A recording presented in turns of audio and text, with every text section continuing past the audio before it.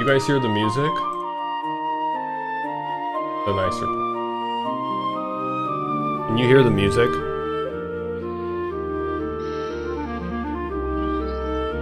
Thought I'd find some time to get on real quick.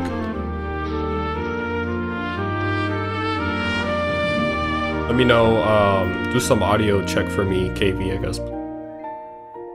Let me know if you can hear music, the game, and my voice pretty well.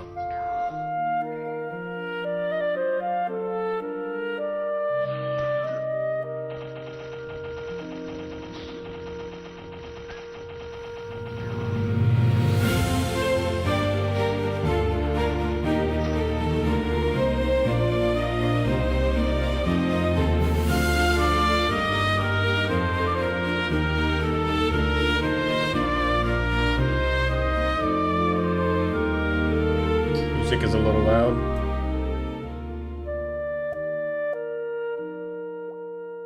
시프는 솔플 할 때가 있긴 하냐? 지금 솔플 하고 있는데 시프는 자기 레벨에 맞는 사냥터에 못 가기는 해요. 내 레벨보다 낮은 사냥터로 가야 합니다.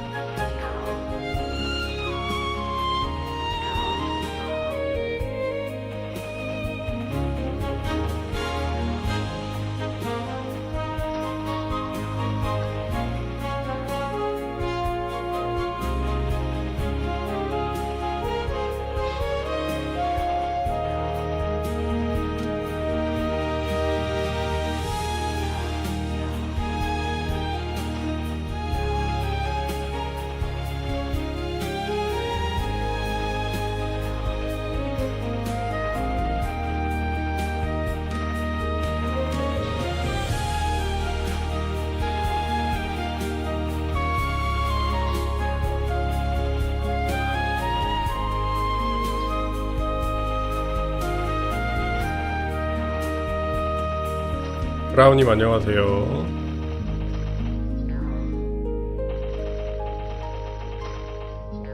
우무님 안녕하세요. 메이플 플래닛이요? 별로 하고 싶지가 않아요.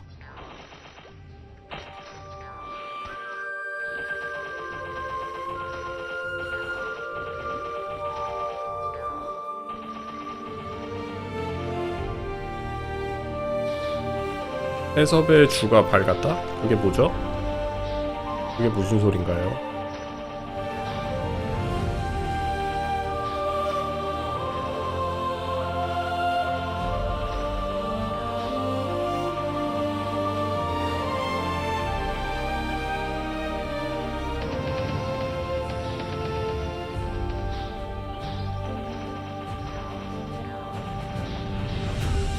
아, 큐브가 있어요. 큐브가 있으면 더욱더 안 합니다.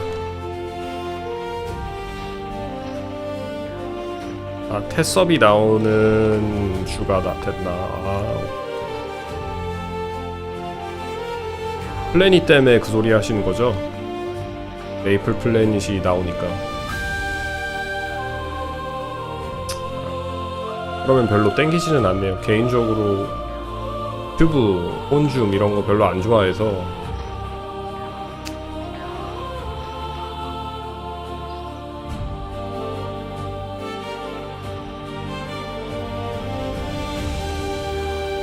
아, 메이플랜드 테스트 서버가 이제 열린다. 오케이. 네, 이해했습니다. 확인.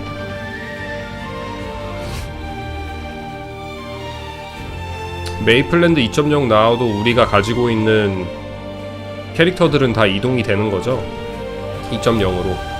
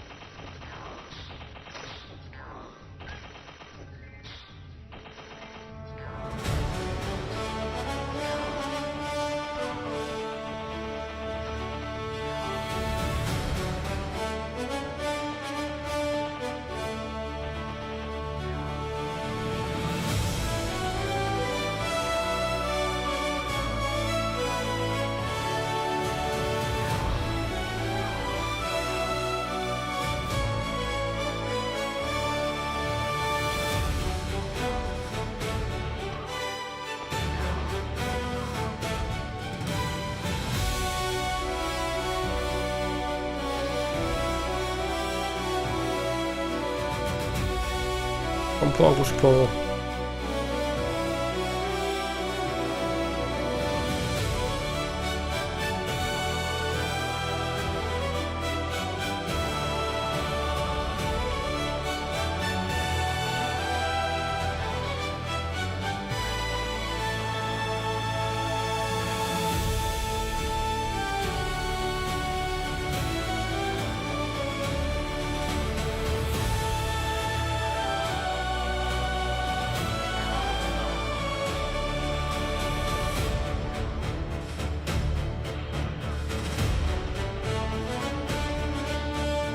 여기는 파밍 겸 경험치도 올릴 겸 시프마스터, 그러니까 시프마스터 아니고 다른 직업을 육성하고 있었다면 레벨 85에서 여기를 경험치 사냥터라고 하기에는 좀 무리가 있겠지만 시프마스터는 데미지가 많이 약해요. 이 구간이.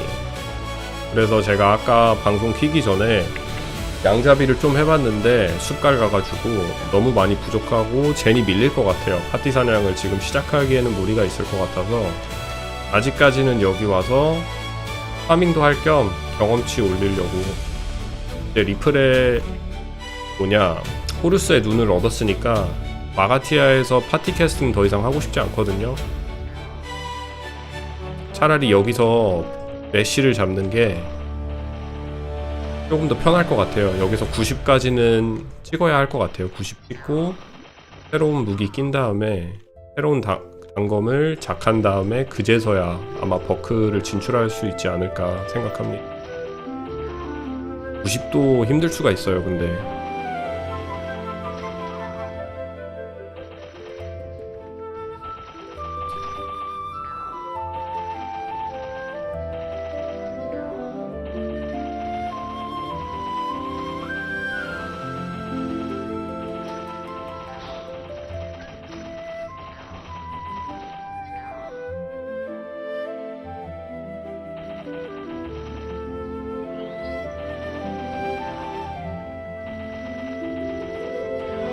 제가 그저께 밤인가? 그저께 밤에 마녀의 샘 방송을 진행하기 전에 헬스장에서 운동을 하다가 유튜브의 알고리즘에 서양인 메이플 글로벌 서버 클래식 서버를 플레이하고 후기를 남긴 영상을 봤는데 리뷰를 봤거든요. 뭐 피드백을 준다고 해가지고. 그래서 그분의 영상을 보고 이거는 내가 답변을 좀 하고 싶다. 왜냐면 그 후기를 남긴 유튜버분의 말을 들어보면 메이플 스토리를 2020년도부터 시작했대요. 그러면 옛날 메이플의 감성을 잘 모르고 옛날 메이플의 맛을 잘 모르고 최근에 나온 게임들에 적응이 돼가지고 메이플 스토리라는 게임을 잘 모르시는 것 같아요. 그래서 이거는 제가 방송할 때마다 방송 그리고 처음 시작할 때도 미국의 서양 분들이 오셔가지고 제가 메이플 스토리 클래식에 대해서 얘기를 하는 걸 보고 좋은 말도 해주고, 그러니까 나를 통해서 내가 대변인을 해주는 것 같다라는 얘기를 들은 적이 있어가지고 그 후기를 듣고 너무 이제 불평만 많이 하는 거예요. 메이플 스토리 클래식 서버에 대해서 좀 그러니까 레벨 15까지밖에 안 찍고 불평을 많이 하는 걸 보고 이거는 이게 메이플 스토리라는 옛날 게임의 감성을 잘 모르는구나. 내가 영상을 찍어서 대변을 해야 되겠다. 왜냐면 메이플 스토리 클래식 글로벌 서버에 나오는 클래식 서버를 거기를 이제 휴양지라고 느끼는 사람들이 분명히 많을 거예요. 옛날 메이플 스토리를 즐겼던 그 옛날 MMO의 감성을 느끼고 싶은 분들이 많을 텐데 지금 메이플 스토리 클래식의 피드백을 보면 그 유튜버뿐만 아니라 다른 유튜버분들도 많이 지금 뭐 밸런싱을 해달라, 아니면 왜 이렇게 불편하냐 게임이, 그런 식으로 피드백을 남기고 있는데 옛날 메이플 스토리의 감성을 잘 모르는 거죠. 그래서 이건 아니다 싶어서 좋게 리액션을 했죠. 하여튼 그 리액션을 이제 헬스장에서 보면서 그 피드백을 보면서 마녀의 샘 당일날 방송을 키기 전에 녹음을 해가지고 영상을 만들었는데, 영상 만드는 중에 스마 10% 하나 더 먹었습니다. 조니파더 다크나이트로 영상을 찍었는데 사냥하면서 리액션 그 녹음을 찍었거든요, 영상을. 이게 지금 유튜브에 올라와 있는데 한 2시간짜리. 그거 찍으면서 스마 10%가 또 나왔어요. 그 당일날 아침에 스마인가? 목요일인가 금요일날 스마 10%를 먹었는데 스마 10%가 버크한테 또 나왔습니다. 근데 아쉽게도 10% 주문서 치고는 스마가 그렇게 비싸지가 않더라고요. 굉장히 저렴해요. 한 100만 매소밖에 안 하는 것 같은데. 근데 이제 거기서 돈이 모이고 여러가지 잡템도 많이 나오고 있는데 지금 돈 다 합하면 이거 시프마스터하고 다크나이트 돈 다 합하면 거의 4천만 매소 될 거예요. 거의 4천만 매소. 그러면 이거 일비 파밍하는 도중에 일비가 안 나온다고 하더라도 알혼목을 먹을 수 있는 계기가 될 수 있지 않을까. 일비 파밍하면서 이제 일비까지 나오면 알혼목도 먹고 다른 아이템들 작해야 되는 것들도 다 나올 작할 기회가 될 수 있을 것 같아요.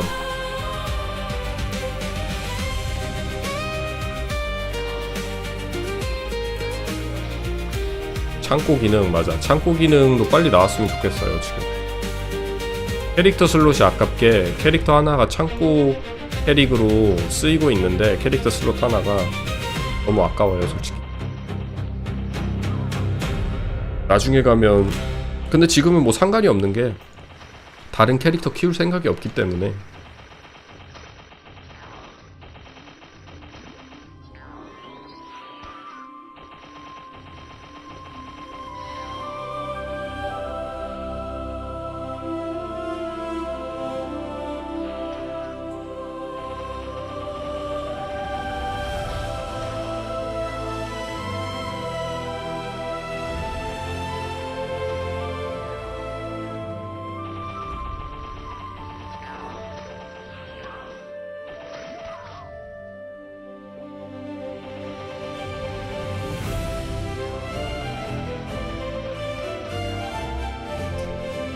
지금 또 고민되는 게 하나가 있다면 스킬을 초기화해서 어설터를 다 찍으면 분명히 버크 잡는데 도움이 많이 될 것 같긴 하거든요.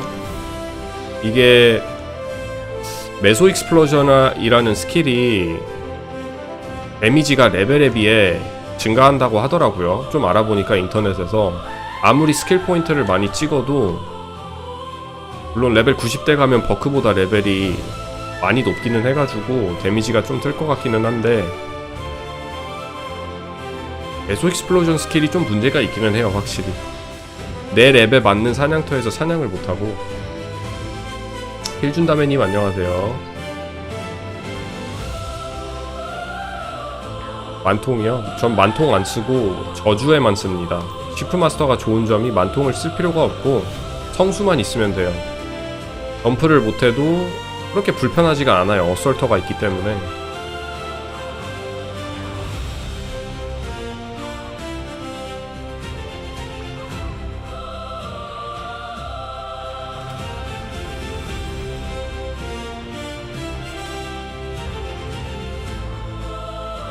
제가 여기서 예전에 내전을 먹어봤는데 내전 한번 먹어봤었거든요. 여기서 옛날에. 아미님 안녕하세요. 어크 사냥의 어설터가 빠르기도 하고 그리고 이제 불캔이나 솔플 할 때도 좋을 것 같아요. 불캔 아니면 이런 것들은 메소 익스플로전으로 들어가는 데미지가 글쎄요 잘 모르겠네.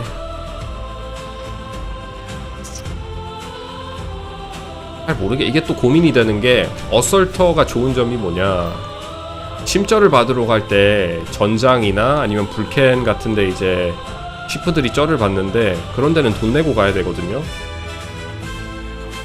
근데 돈 내고까지 사냥할 마음이 별로 없어요. 저는 무자본이라 솔플 위주로 하고 싶기는 한데, 아니면 만약에 심절을 받는다면 파티 사냥을 한다면 숲가래 가서 파티 사냥하는 게 전부일 것 같아요. 저는.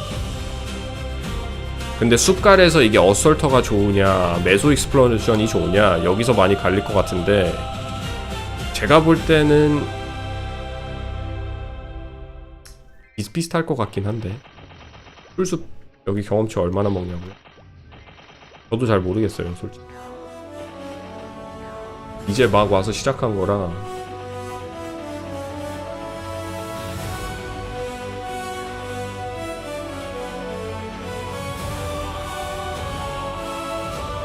시프마스터는 효율 따지면 안됩니다.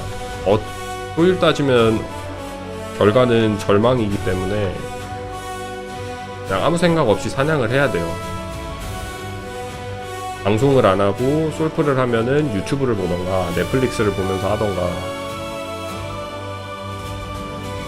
방송을 하면은 그냥 수다를 떨면서 옥수수를 털면서 방송을 하면서 시간을 보내면서 이제 경험치 신경 안 쓰면서 해야 그나마 잘 오른다는 생각이 들지, 이거 지금 제가 효율 따지고 1시간 경험치 재가지고 아크나이트라든지 다른 직업이랑 재봤을 때 절망밖에 없기 때문에 그거는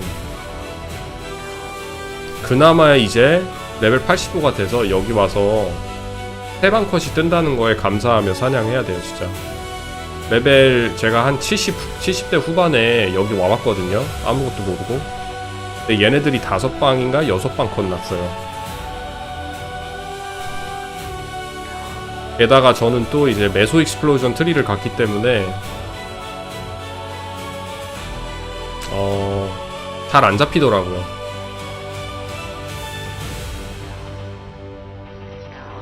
맞아. 효율 캐릭, 그 낭만 캐릭이라 효율이 안 나옵니다.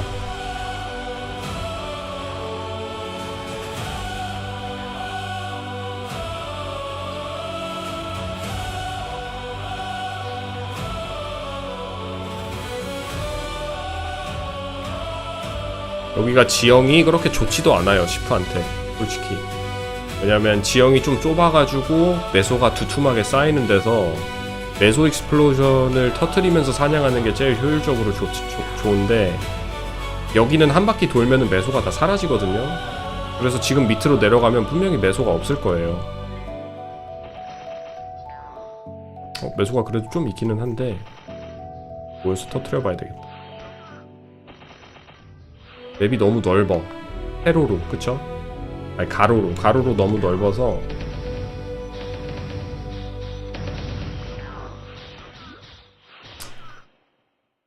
이 맵은 두더지 없습니다. 님 40, 50은 어디서 사냥하셨나요? 40에서 50은 일단 파티 퀘스트를 많이 했고요. 그리고 그 시길 아시죠? 시간의 길 1 거기서 심절을 하는데 요즘도 하는지 잘 모르겠지만 저는 시길을 많이 했습니다. 시길 1 한 40부터 시길 1 가서 꼭층하고 제일 좁은 맵 지형 4층인가 5층인가 거기서 이제 혼자 하시면 되고, 그리고 한 50쯤 50 조금 넘으시면 시길 4에 가면은 거기는 심절 많이 하거든요. 왜냐면 프리들이 투민 먹으로 거기서 돈 받으면서 사냥을 많이 해요. 디스코드에 보면 간혹가다 이제 사냥터가 있을 거예요. 거기서 시길 4에서 한 55까지 하시고 더 하실 거면 더 하시고 투민 노려볼만도 하니까 그 다음부터는 이제 다시 본대로 가셔서 골렘을 잡으시던가 죽숲 가셔도 되고 차벌 가셔도 되고. How's your Korean so good as Korean American? Were you born and raised in Korea? Yeah, I was born in Korea and I was in Korea until I was 15. Then I came to the States and been here ever since.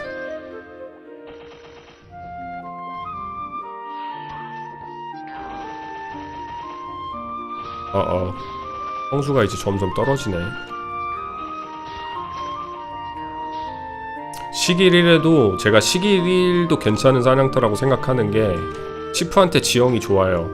치프한테 지형이 나쁘지 않고 퓨전 도적 하셨으면 뭐 2층 3층이나 4층 하셔도 되고 1층은 좀 힘드실 것 같고, 왜냐면 마스터리를 안 찍었기 때문에 퓨전 도적은. 그래도 3, 4층은 많은 분들이 퓨전 도적 하시니까 더블 스텝 찍으셨으면 아니면 세베지 블로를 이제 막 찍고 계시면 4층, 5층 하셔도 됩니다. 데미지에 따라. 그리고 시길 1이 에스터 실드를 주는데 에스터 실드 인트 1 상업 나오면 그것도 한 600, 700만 매소 하거든요. 제가 2번 먹어봤거든요. 인트 1상 에스터 실드를. 은근히 잘 나와요, 에스터 실드.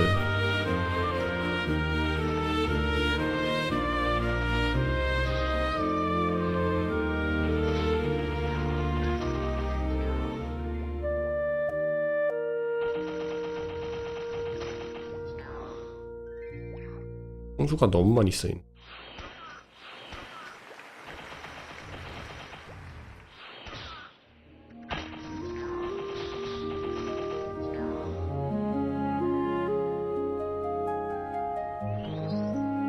순혈 단도시면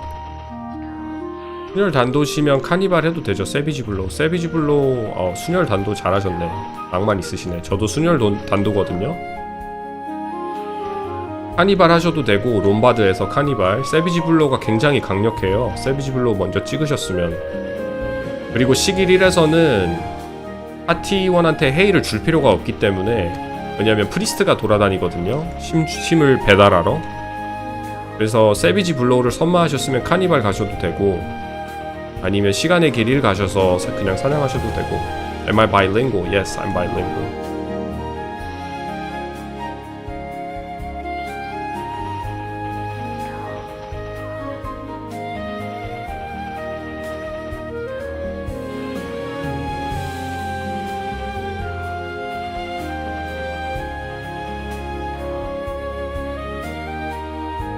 You're deaf Korean? I'm half. I'm half Korean and half English.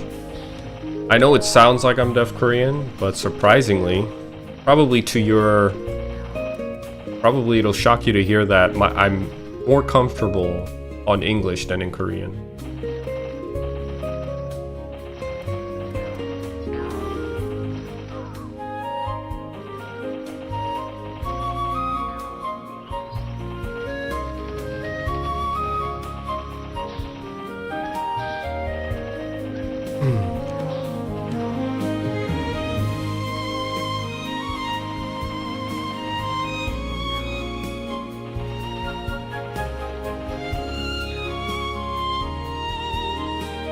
경험치 잘 올라요. 여기 지금 62%대 온 것 같은데 나쁘지 않게 오르고 있어.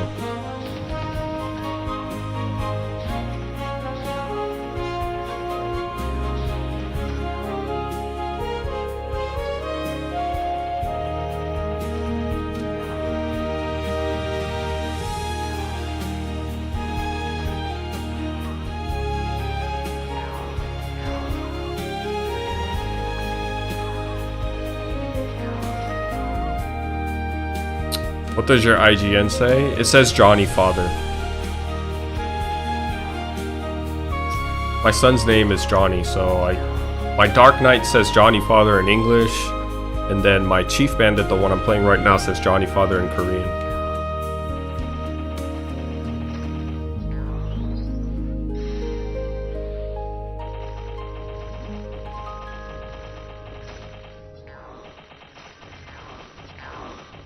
Okay, but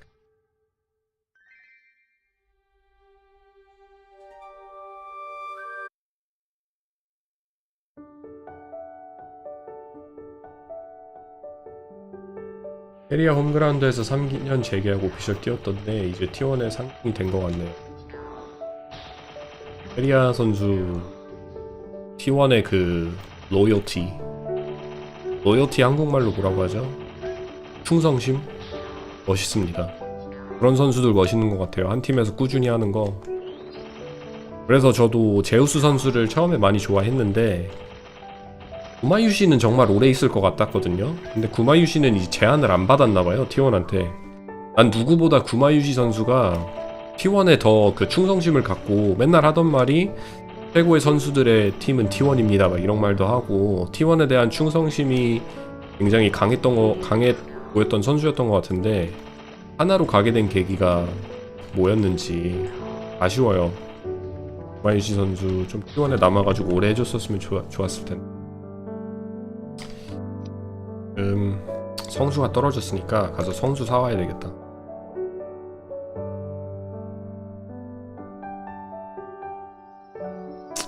소비창 공간이요?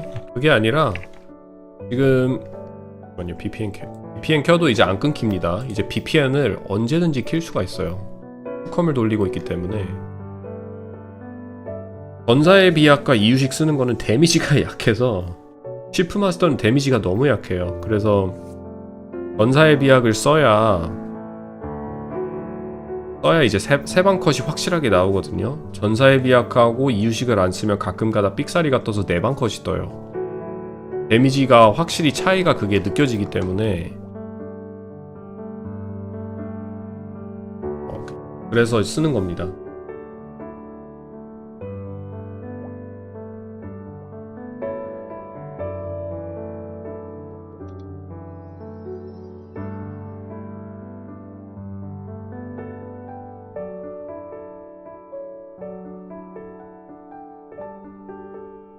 그럴 수도 있겠네. 그런 말도 한 것 같아요. 뭔가 T1에 있으면은 보조 역할만 한다? 뭐 그런 얘기 들은 것 같기도 한데 뭐 자기가 증명해보고 싶다 이런 말 한 것 같은데 근데 구마유지 선수 놀림 많이 받잖아요. 인터넷 그 쇼츠나 인터넷을 많이 보면은 너무 착하고 귀엽고 뭐 그렇게 그런지 뭐 이유는 모르겠지만 놀림을 많이 받는 것 같은데 저는 구마유지 선수 원딜 굉장히 잘한다고 생각하거든요.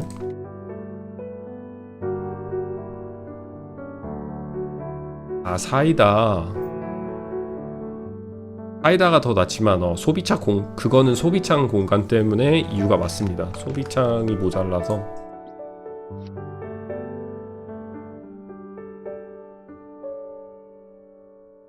저도 T1에 잘 맞는 원딜이라 생각했는데 그런 게 있었나봐요. 증명해보고 싶은 그 부담감, 내 자신을 증명하고 싶은. 근데 웃기게도 하나 가서 원딜 진하고 있거든요. 다른 거 안 하고.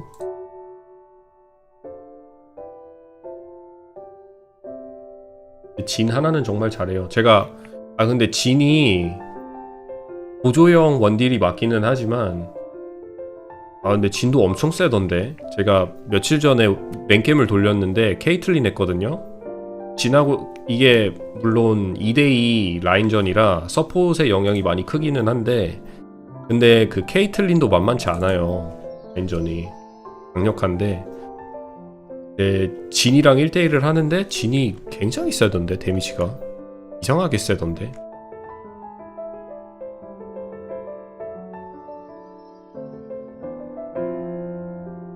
요거면은 여기에 성수가 있거든요. 그거를 많이 챙겨가죠 우리. 100개 정도 사가면 충분하겠지?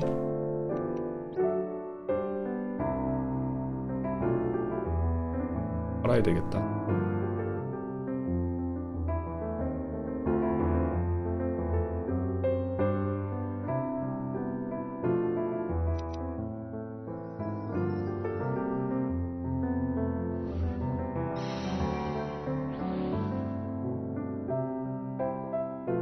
아마 그랬을 거예요.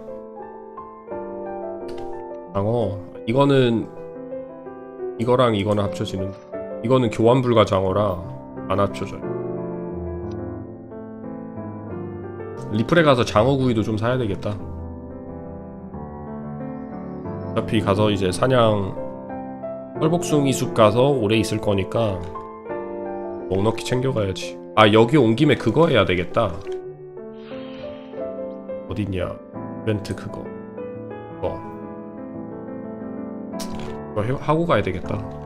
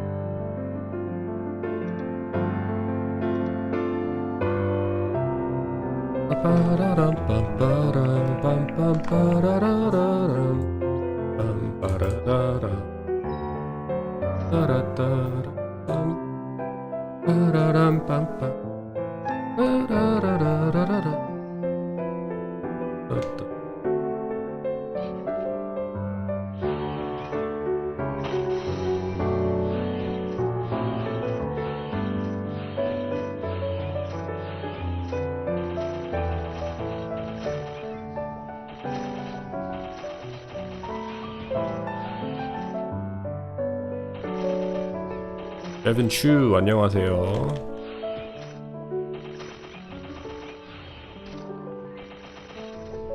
If I can 여기서 점프하면 가지. 이 맛에 시프하는 것 같아요. 이 어설터를 통해 가지고 다른 직업이 할 수 없는 이동기 기동성이 참 좋은 것 같아요. 시프는 다른 거 다 필요 없고 이 맛에 하는 것 같아 정말 시프. 연막탄도 좋고 부메랑 스텝도 좋고 다 좋지만 이 어설터를 통한 다음 단계 another dimension, next level of dimension의 fun 재미가 해방이 되거든요. 이것 때문에 당연히 풀점이 없는 거 맞습니다. 그런 거 같다가 아니라 어설터가 있기 때문에 플래시 없는 게 확실해요. 한국 이름이 뭐냐? 한국 이름은 주환입니다. 주환.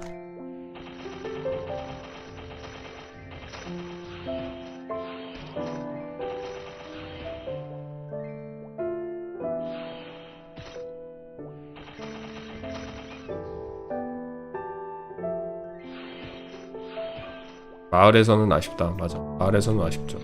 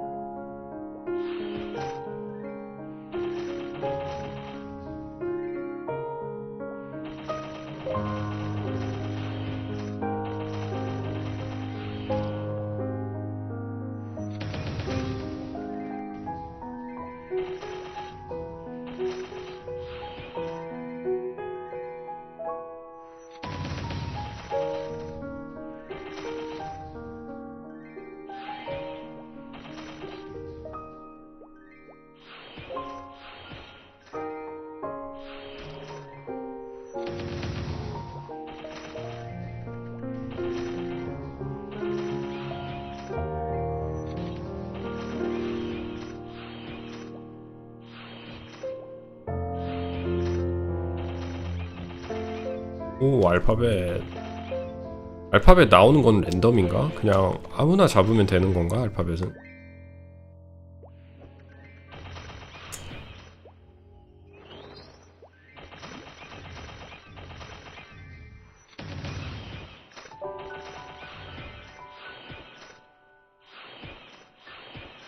나오는 몹이 정해져 있다.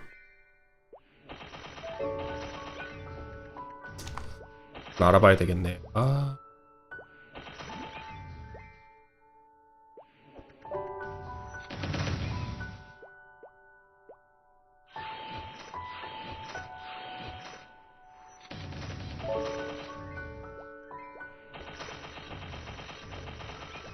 저도 아직도 기억나는 게 레벨 제가 메이플 스토리를 애기 때 한 2000년도 중반 때 아처를 여기서 이제 더블샷을 쓰면서 육성을 했거든요.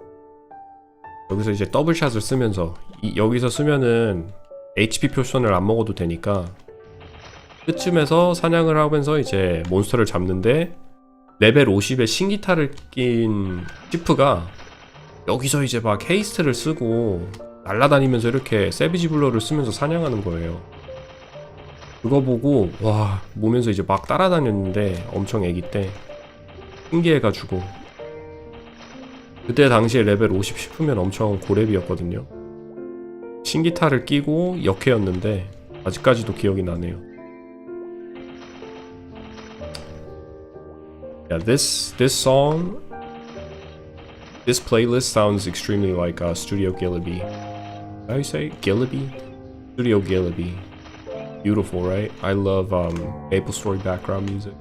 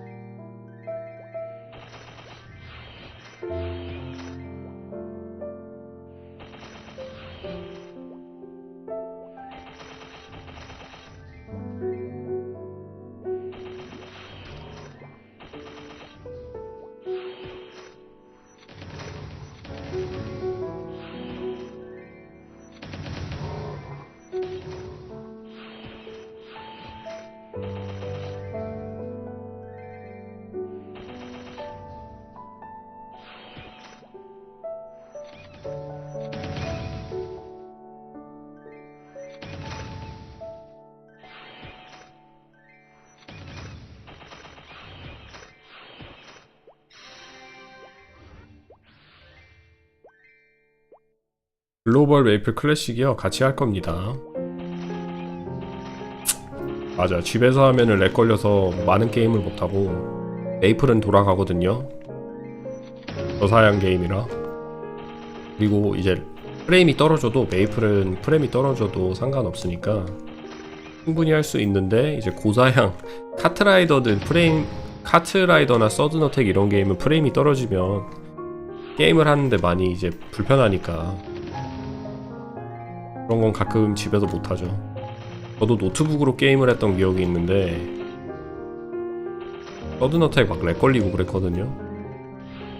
노트북으로 하면.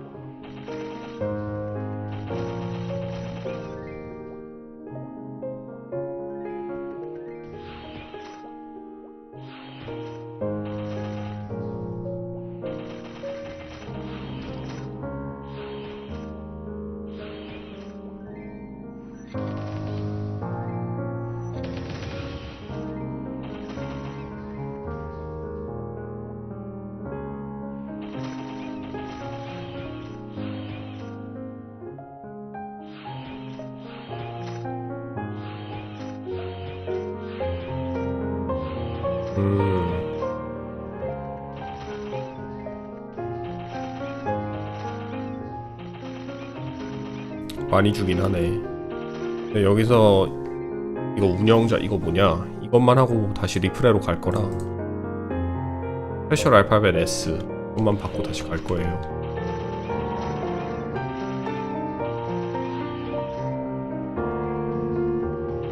근데 여기 본데 또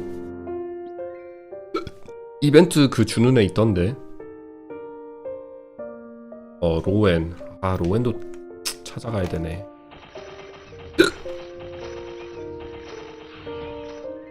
귀찮게 시리.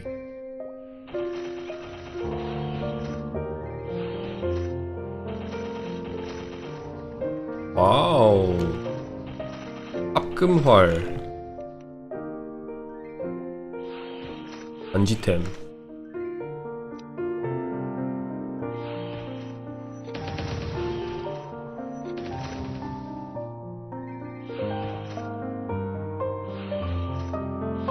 다운캐스트 깨진 상태면 그냥 바로 준다? 이게 무슨 소리죠?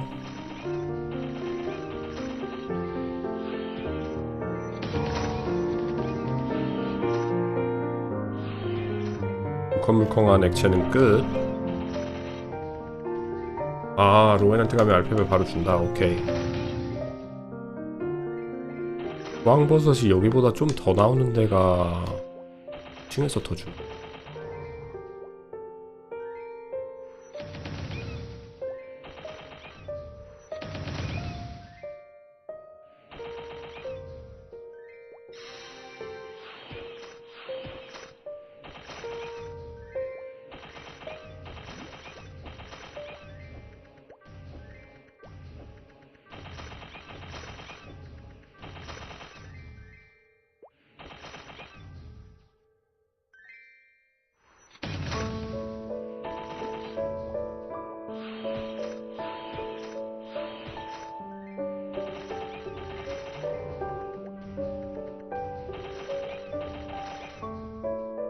여기 한번 올라가 볼까?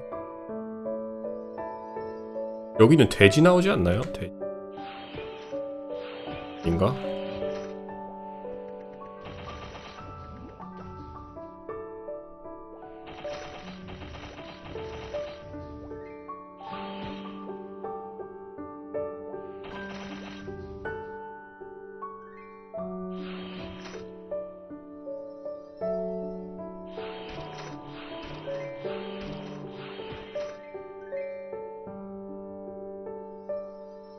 좌측한 다음에 서쪽 언덕.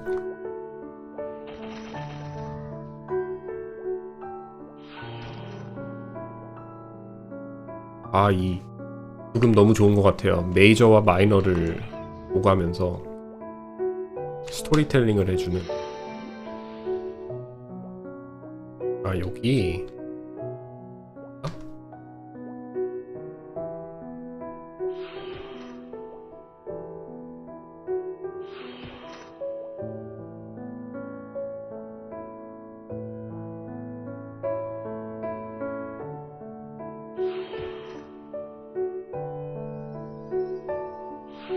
버섯 동산.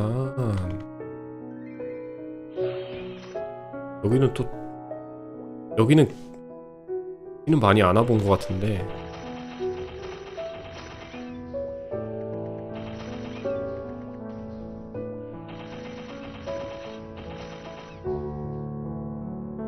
여기 좋네요.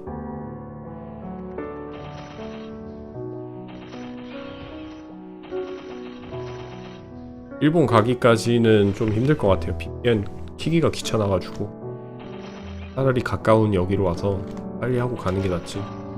한 20개만 모으면 끝이거든요.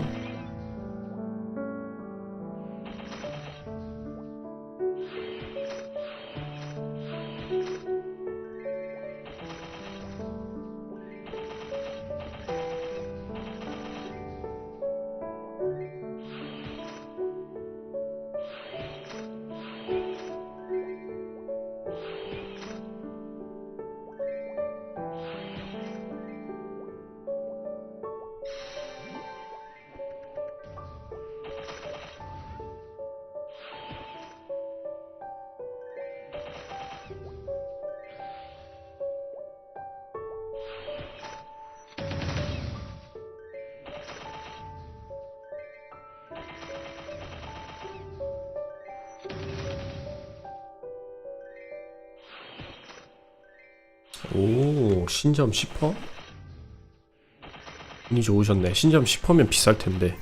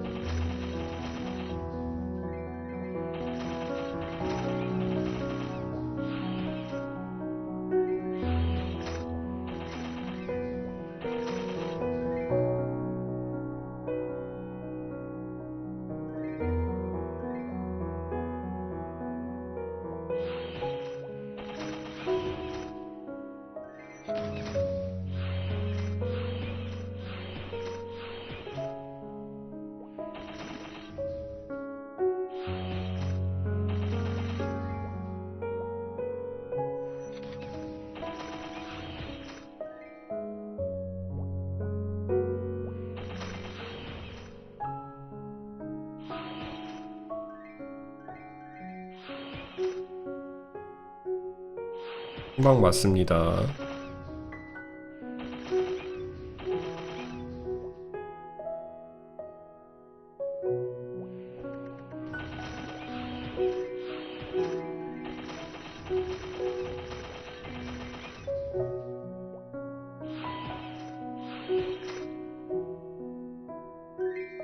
What am I farming for? You see the notification that pops up here, like little alert whenever I pick up the orange mushroom caps. There's an event going on for like the 2nd or 3rd anniversary of MapleStory Worlds, and I have to collect these. It's for an event. Yeah, I'm farming for orange mushroom caps.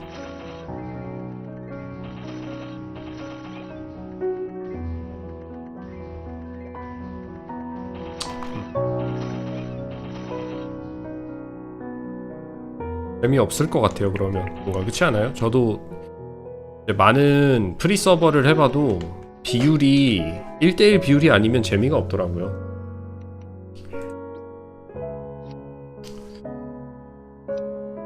일대일 비율이야 뭔가 낭만에 가득 차 있어서 그런지 저는 비율이 조금이라도 빗나가고 템이 너무 많이 뜨면은 그 도파민이 둔해져요.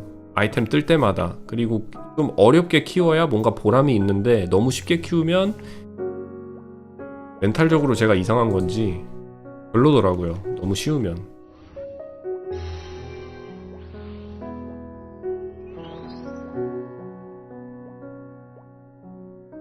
플래닛 말씀하시는 거죠? 플래닛.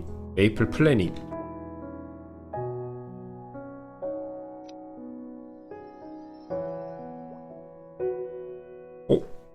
사람은 어떻게 아직까지도 주발을 차고 있지?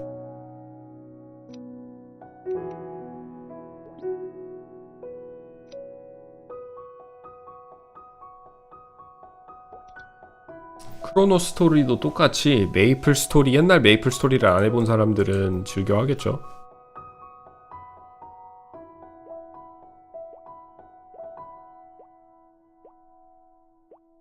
웬이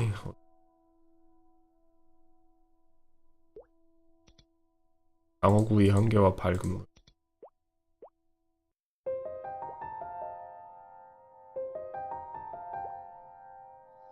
맑은 물을 여기서 파나? 여기 맑은 물을 안 파는 걸로 기억.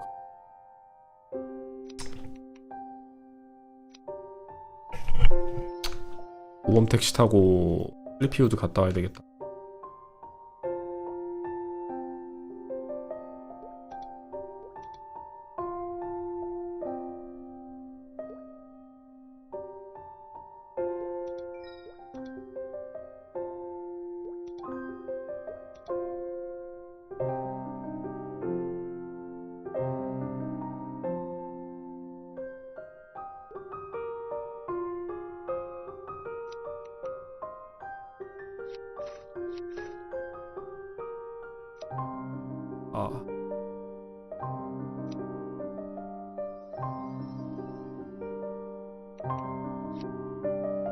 포장마차에서 사면 돼요. 맑은 물. 얘한테 사고. 코인이 몇 개 있지? 코인이 몇 개 있는지. 여기 있구나. 100개.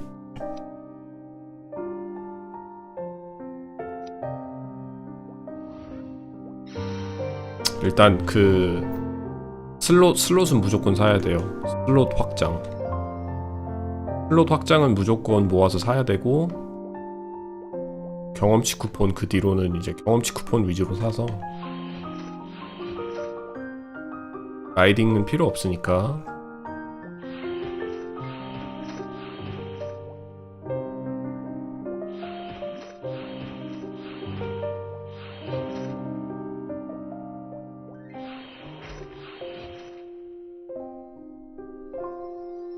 연주하기 가장 어려웠던 곡 있죠. 쇼팽의 곡이 있는데, 쇼팽인가? 쇼팽 맞을 거예요. 쇼팽의 즉흥 뭐 어쩌고저쩌고 곡이었나? 곡 이름은 기억이 안 나는데 그게 왼손하고 오른손하고 박자가 다르거든요. 근데 너무 어려워서 염두도 안 나더라고요. 즉흥 환상곡. 제가 거의 모든 피아노 곡은 악보만 있으면은 그냥 머리 들이박는다는 식으로 어떻게든 관심만 있으면 계속 진짜 오랫동안 연습을 해가지고 거의 다 이제 정복을 하는데, 모든 곡은 즉흥환상곡은 오른손하고 왼손이 엇박을 타야 돼요. 엇박을, 박자가 다 달라. 근데 그걸 마스터하기가 너무 어렵더라고요. 그런 건 이제 저같이 악보를 보고 피아노 치는 사람보다는 피아노를 저보다 더 잘 치는 사람들은 악보를 봤을 때 그냥 손이 저절로 움직이는데, 즉흥환상곡 같은 경우에는 느낌으로 피아노를 쳐야 돼요. 한번 들어보고 아 이건 이렇게 치는 거구나 하면서 이제 손이 정말 즉흥적으로 움직여야 되는데, 저는 그 정도까지는 피아노를 잘 치지는 않거든요. 피아노를 못 치지는 않는데, 즉흥환상곡은 저보다 더 다음 단계인 사람들만 칠 수 있는 그런 곡인 것 같아요.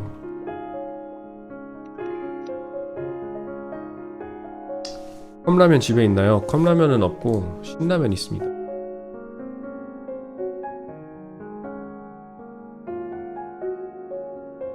라 campanella는 그나마 쉽습니다. 라 campanella는 이제 굉장히 빨리빨리 쳐야 되는데 그건 어느 정도 할 수 있거든요. 연습만 하면. 왜냐면 오른손 왼손이 같은 박자에서 움직이니까 오른손 연습하고 왼손 연습하고 어떻게든 계속 치다 보면은 이게 되는데, 즉흥환상곡은 그렇지가 않아요. 이게 오른손 어떻게 치는지 배워야 되고 왼손 어떻게 치는지 배워야 되는데, 거기서 더 다음 단계로 이게 엇박자로 움직이면서 해야 된다는 게 많이 힘들어요. 그게.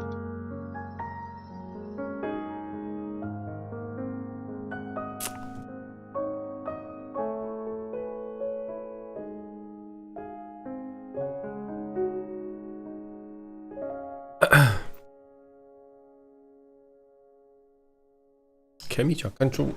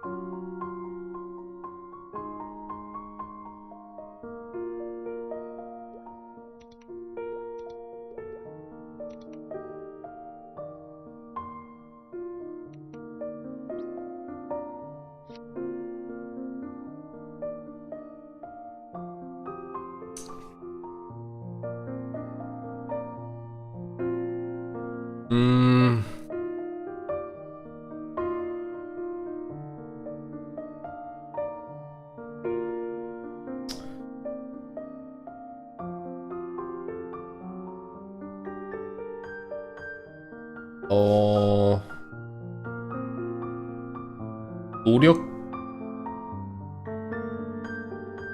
글쎄요. 재능이 중요하기는 하지만 저는 노력도 엄청 중요한 것 같은데.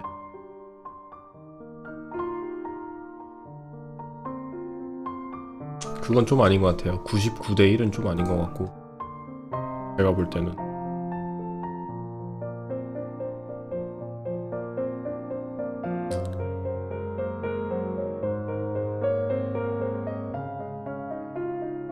님 안녕하세요. 그래도 노력이 필요하죠. 재능이 있다고 해도 노력이 없으면, 노력을 안 하면. 근데 그게 또 이제 그럴 만한도 한 게, 어떤 아이들을 보시면은 꼬맹이들 유튜브에 정말 어려운 막 즉흥환상곡이나 라 campanella 이런 거 치는 꼬맹이들 보면 하고 나는 것도 어느 정도 있는 것 같아요, 정말.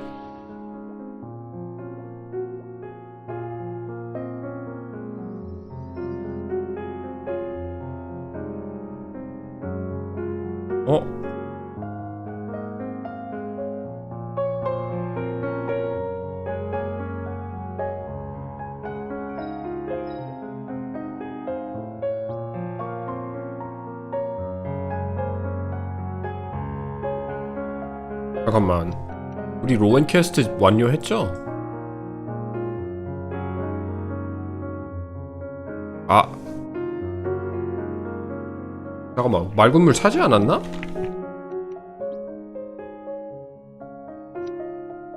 완료 안 하고 왔네. 아. 잡으러. 다음에 해야 되겠다. 비행 키기 귀찮아요.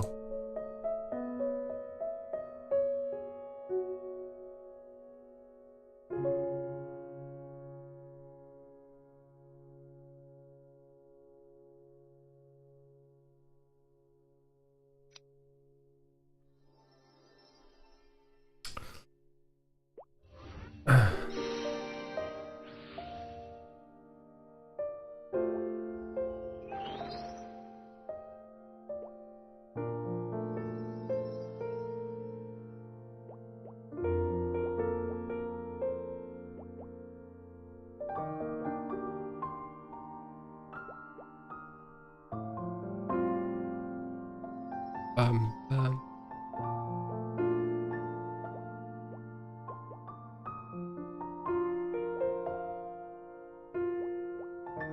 빠밤. 빠밤. 공달님 안녕하세요. 공달님이 여기 계시네. 헬로.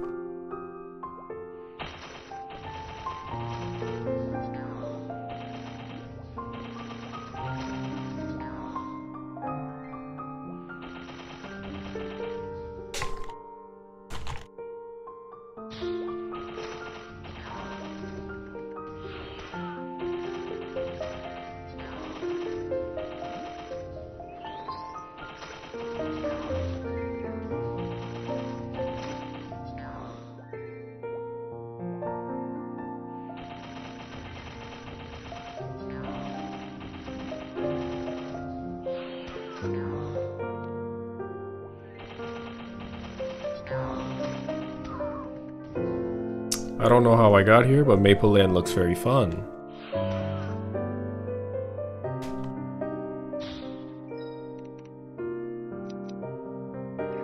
Yeah, Maple Land is very fun.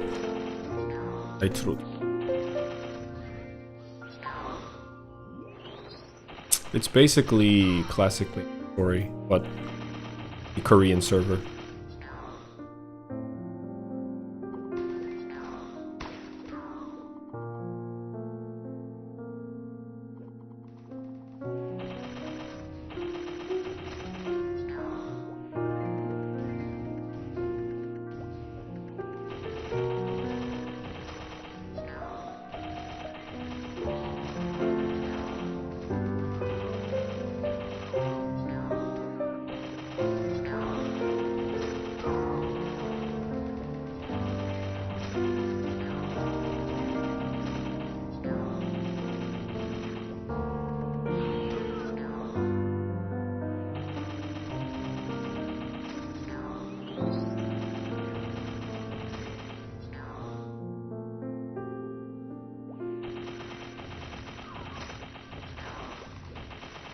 Is it worth it? Is what worth it? 미국인들은 남에 대한 칭찬이나 비판을 많이 하는 편인가요?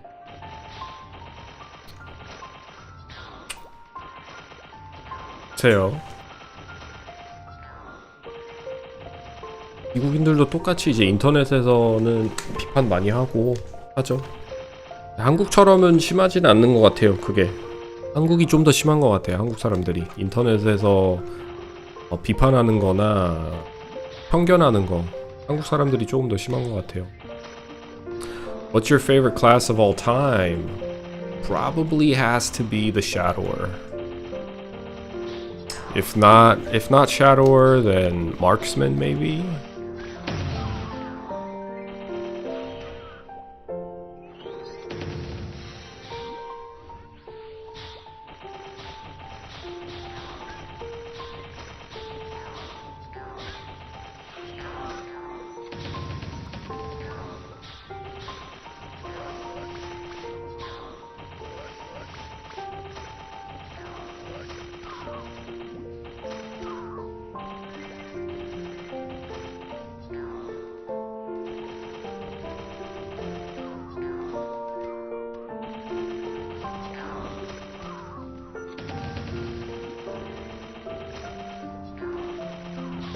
중앙에 메소를 모은 다음에 몬스터들을 중앙으로 데리고 와서 메소 익스플로전을 한번 터뜨려 봐야 되겠다.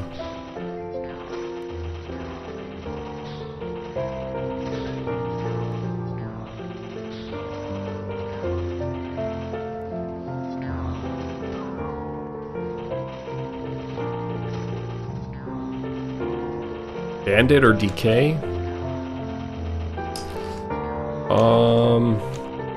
Probably Bandit for like my personal attachment to the character.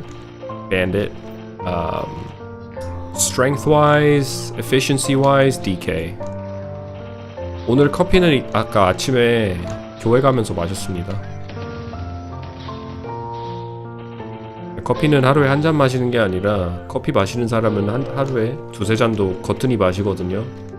그래서 아까부터 지금 계속 생각하고 있는 게 커피 한 잔 더 시킬까 생각을 지금 계속 하고 있는데.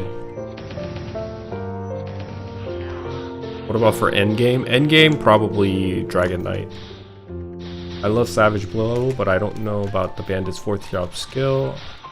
I'm not too sure. What's the main skill used in 4th job called? In 4th job, bandits use a skill called Boomerang Step, which is considered to be an OP skill by many.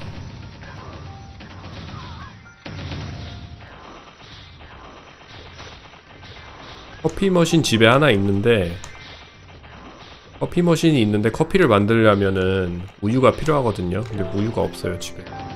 장을 봐야 되는데 애엄마가 피곤해서 지금 애기랑 낮잠 자고 있거든요. 그래서 이따가 일어나면 같이 장 보러 나가기도 하고 시간을 보낼 거예요. 장을 봐야 돼요. 커피를 마셔야 하기 때문에. Can't you solo boss early as a bandit? You could, yeah, but it's all for show, really. Like, if you go on YouTube, you'll see bandits dropping meso, using meso explosion to grind bosses or beat bosses, but it's really just for show. It's for content. It's not. I wouldn't recommend doing that. You're gonna use so much money. I guess you could do that if you wanted to, but you have to spend so much money.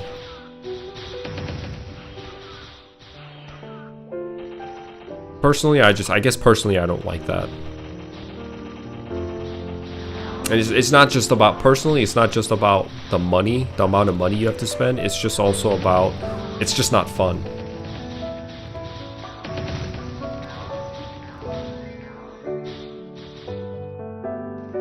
Hoes.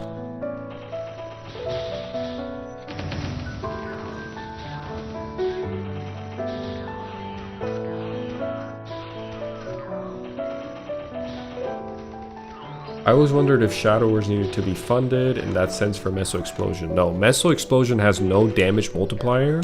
So if you start leveling up Meso Explosion, the damage is fixed. It goes off of your mastery. There's no, like, I know you guys probably can't read Korean, but when I look at Meso Explosion, it says mastery. There is no damage percentage associated with the level. So it goes off of what level you are compared to the enemy and your basically like base attack stat and how much money you're blowing up. It's one of those algorithms, damage algorithms, that probably by far the most confusing one in the game. So yeah, most people just know it for like the more money you drop, the more damage you're gonna do. I'm sure there's someone that figured out the exact algorithm on how Meso Explosion works, but I don't know it.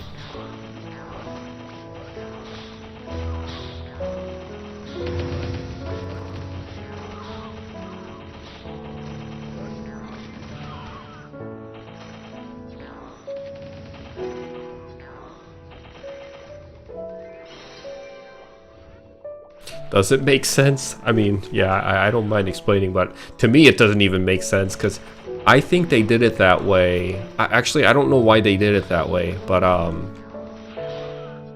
it is that's the reason why I always talk about bandits as one of those classes that you have to really enjoy in order to play, because when you compare Chief Bandits with other third job advancement classes, they do lack in terms of efficiency, in terms of damage. As you can see, I'm still using single target damage, Savage Blow from my second job advancement.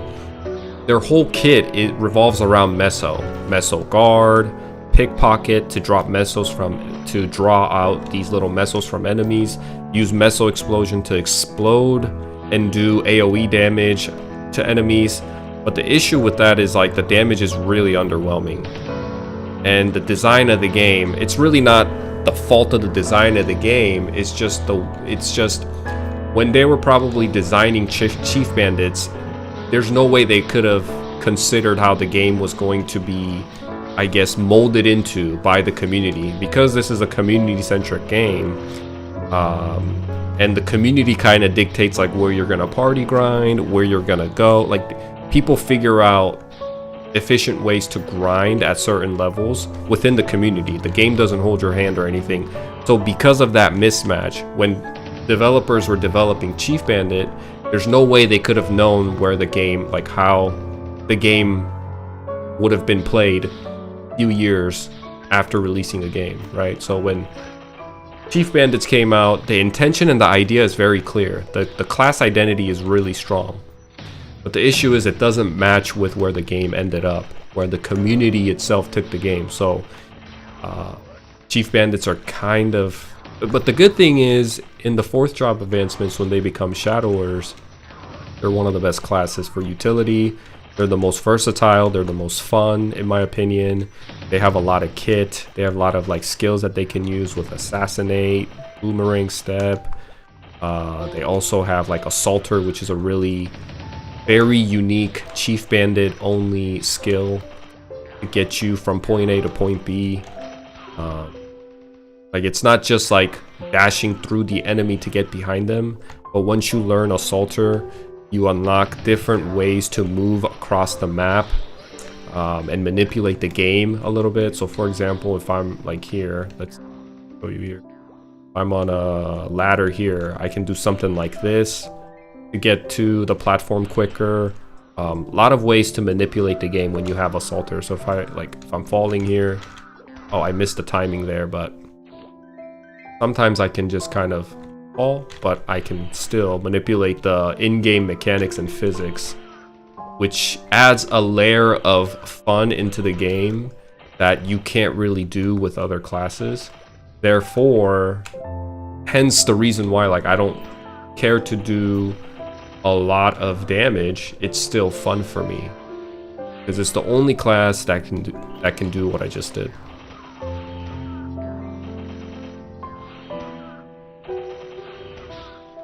And other people will feel that same type of class-specific fun through other classes. Like, Flash Jump is very unique to Hermits.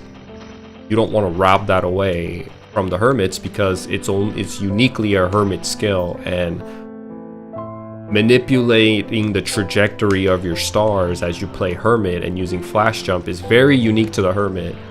That mechanic, that feel of that character is very unique to the Hermit. And just like it exists for the Hermit, Chief Bandits have the same thing. Bandits have the same thing with Assaulter. Very unique. It's very specific to the Bandits.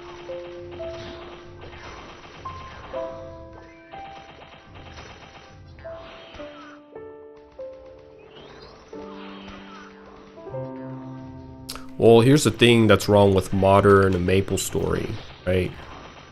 Every class has something like a Flash Jump.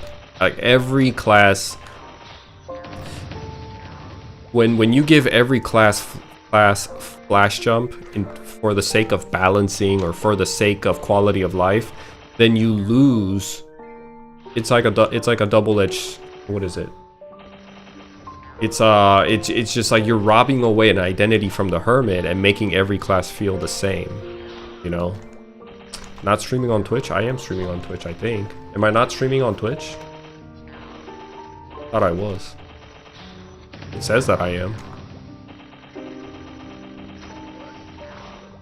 Can I link it, please? Let's see if I am, actually. I haven't seen any Twitch chat. Oh, I don't think I can. Because, I think my settings are off or something. Yeah, it's not allowing me to stream. I think what's going on is I set my bitrate too high. So other platforms that I usually stream on won't support the high bitrate. But YouTube has an outrageously high bitrate ceiling, so I can set my bitrate to like 20,000 and YouTube will still stream it.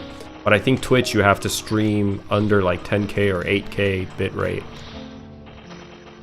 So I need to mess with that because yeah, there's two other platforms that I stream to. I stream on Twitch, I stream on Kick, and I stream on Chijijik, a Korean platform. But none of those are working right now.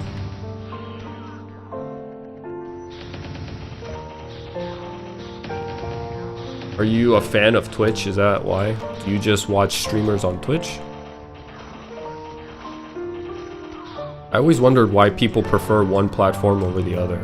I spend a lot of my time on YouTube, so when I watch people stream, I tend to just stay in one platform. Because, you know, like YouTube has videos that I could watch, but it also has streamers that I tend to check out here and there. But one thing good about Twitch is that they're much more lenient when it comes to like policy stuff. Oh, I see. Here, I'll still link it. You can give me a follow. I'll probably fix it in the future. Follow me. In the future, you should be able to see me stream.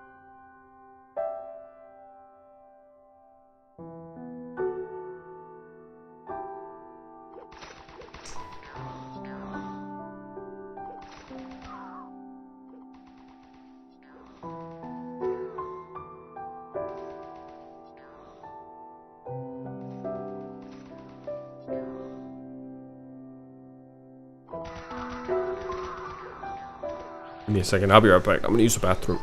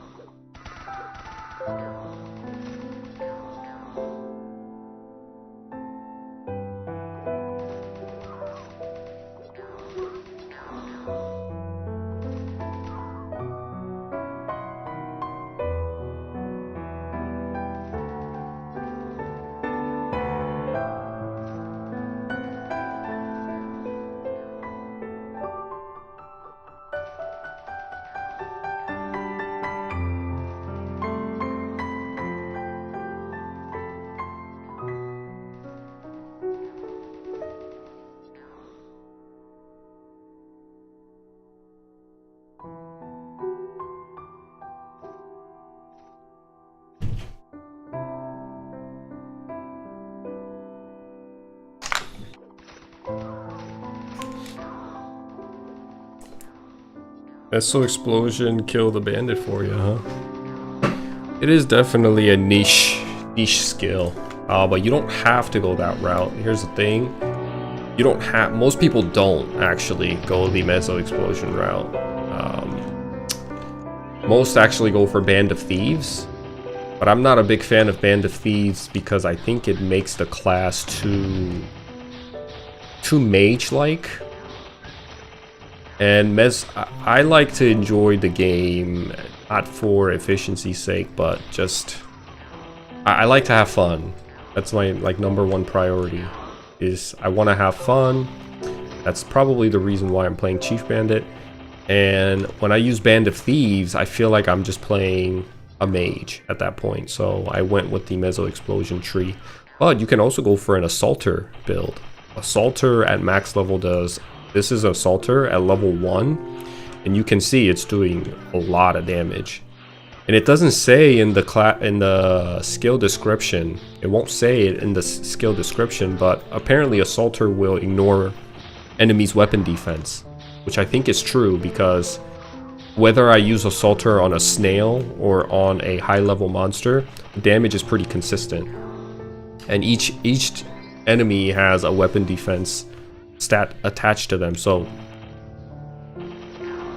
realistically it should be doing less damage, but because it's not, players have concluded that it ignores weapon defense, which I think is true. And this is only at level 1, so you can imagine at level 30 how much damage this thing will do. I didn't play MapleStory since 2004. Band of Thieves, basically what Band of Thieves does is it summons a bunch of it basically is an AoE damage around you. And it's hard to explain, I guess. It basically feels like if you play Ice Lightning Mage, like Ice Strike, it just does an AoE damage in radius of your character. It's an AoE damage skill. Not a fan. What server is this? This is Maple Land in Korea.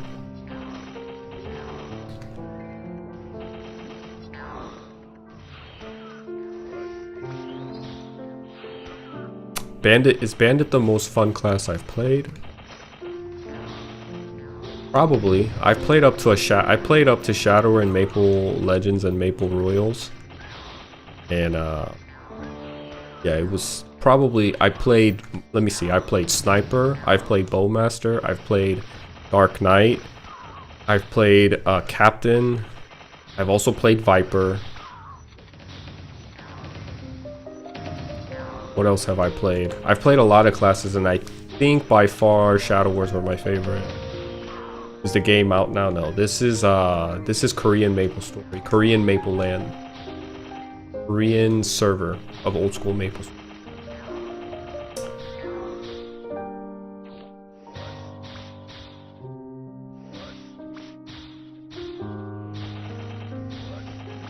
올리비아, 이슨, 라일리, 제이, 이 이름을 들었을 땐 어떤 이미지나 느낌으로 떠오르시는지 궁금하네요. 위로해주세요. 올리비아, 이슨, 라일리, 제이,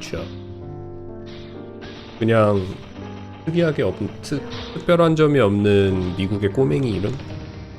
미국 사람들의 이름?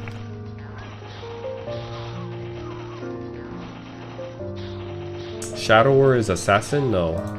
Shadower is the 4th job advancement of bandits. So it goes like this. You start out as a thief on the 1st job advancement, and then you branch out on your 2nd job advancement and you pick if you want to go close combat thief, which is a bandit, or you want to throw stars, which is an assassin. That's the 2nd job advancement.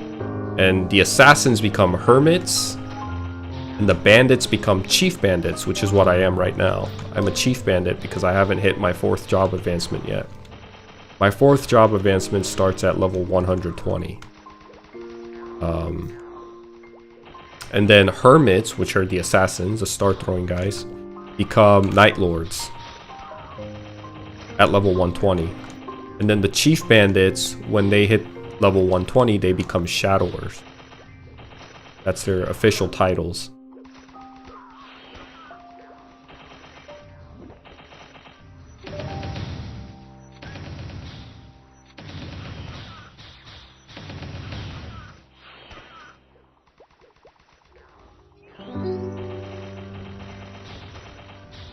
Most people will opt out of going a bandit and go with Night Lords. Bandits are very niche, unique classes. If you were to compare them for pure performance and efficiency wise, they don't have their moment until their 4th job advancement. They do have a slight spectrum of level where they outshine all classes, which is probably from like level 40 to arguably 60. Definitely till like 40 to 60, 100%. The Savage Blow is extremely strong. Like in terms of raw damage, they have their moment from 40 to 70. Then after 70, it's just extremely difficult to level. And then when you hit 120, they become extremely powerful again. I don't know if I should play Bandit or Classic or Fighter.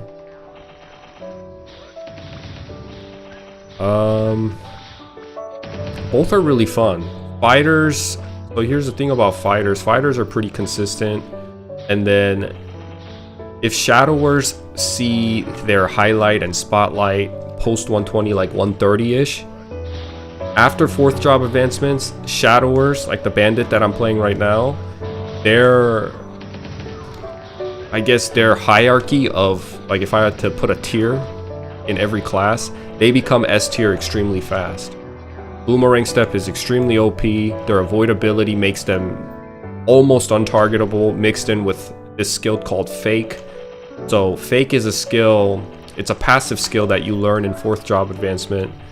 It gives you a chance of, basically it gives you a chance where you don't get hit by the enemy, physical or magic damage, on top of already a high luck stat. Because they're thieves, their avoidability is extremely high. You're basically you're never getting hit if you play Shadower, because Boomerang Step has an iframe.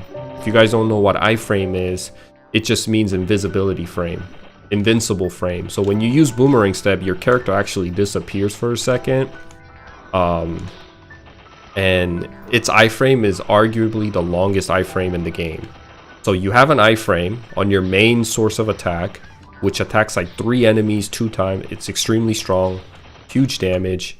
Its y-axis, y, right? No, its x-axis on the reach, on how far it can reach, is that of a longer than a spearman. So there's your huge another buff there, because Chief Bandits it's definitely have the shortest range. They're the shortest melee class up until they become 4th job advancement, until they become Shadowers.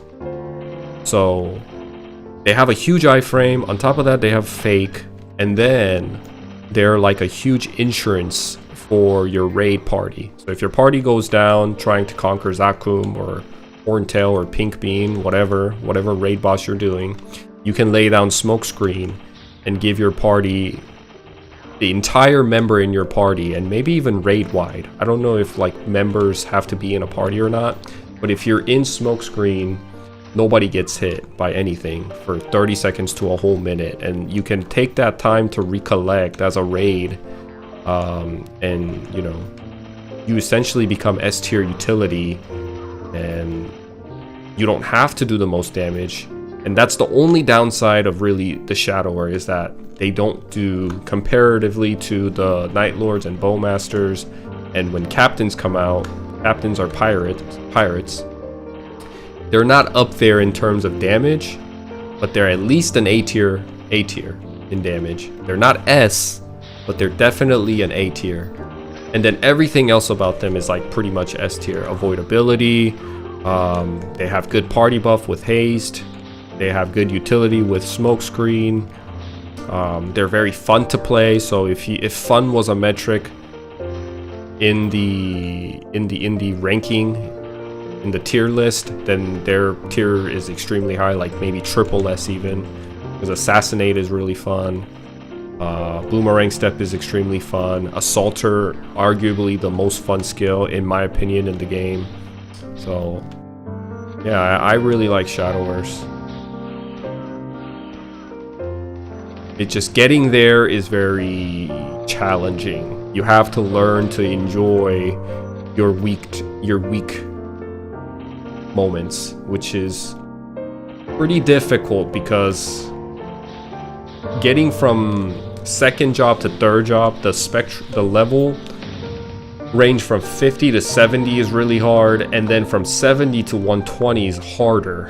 So that's the hard part about bandits. They're like that. What would be the reference that you would make? They're like this. They're like that ugly duckling that sees their moment way later on in the game.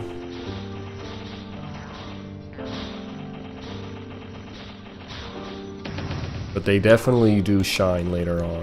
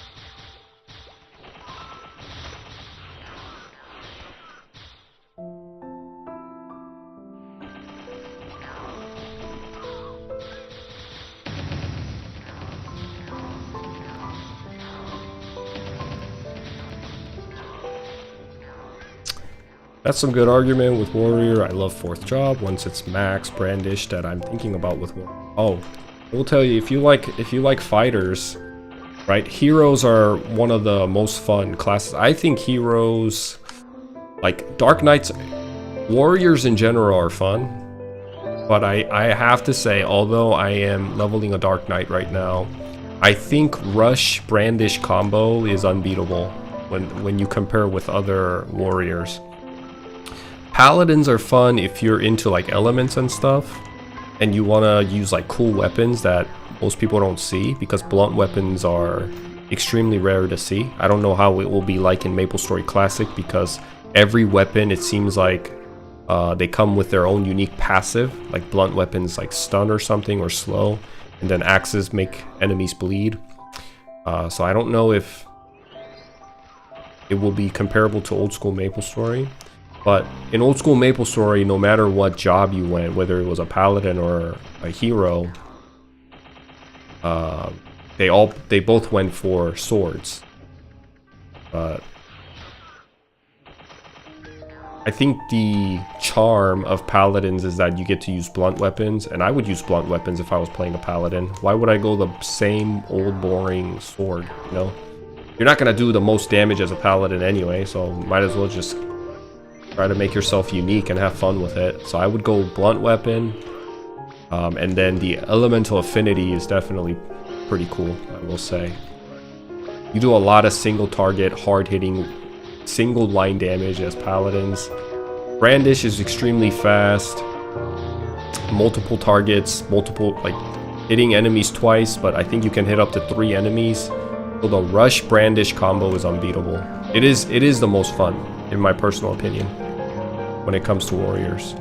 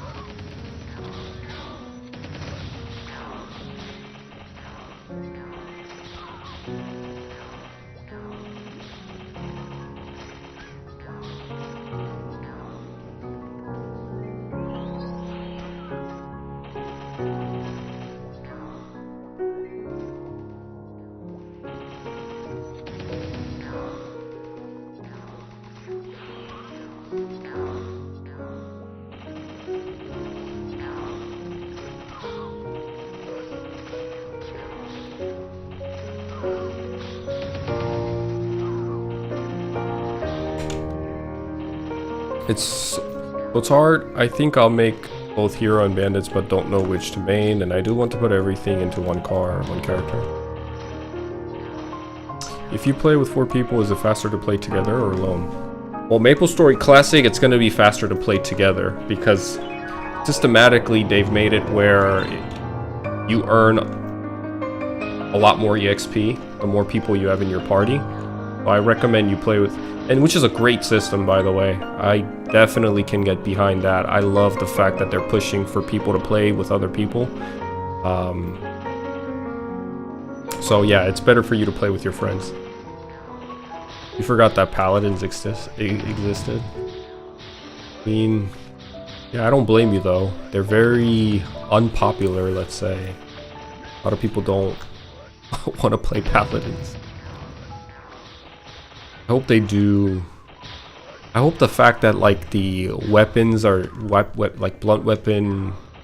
I think it was a stun. I think you get to stun enemies with blunt weapon, from what I remember in MapleStory Classic. The fact that you get to stun enemies with blunt weapon can bring some interest back to paladins. That'd be nice. What will I play on Classic? I'm thinking crossbowman.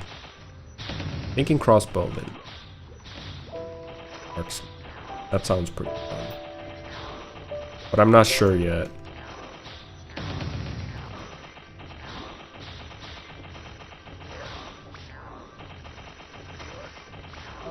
I definitely won't be a meta slave though. I'm not a huge fan of meta slave.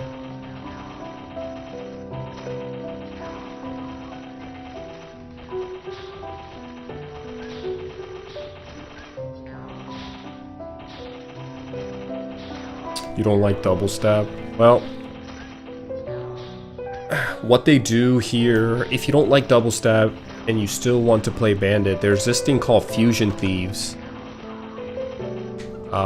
I'm not sure what region created it, but it exists here in Mapleland, and essentially what it is you basically do the first job advancement as an assassin. You level lucky 7, so you're throwing stars instead of using double stab, and you continue to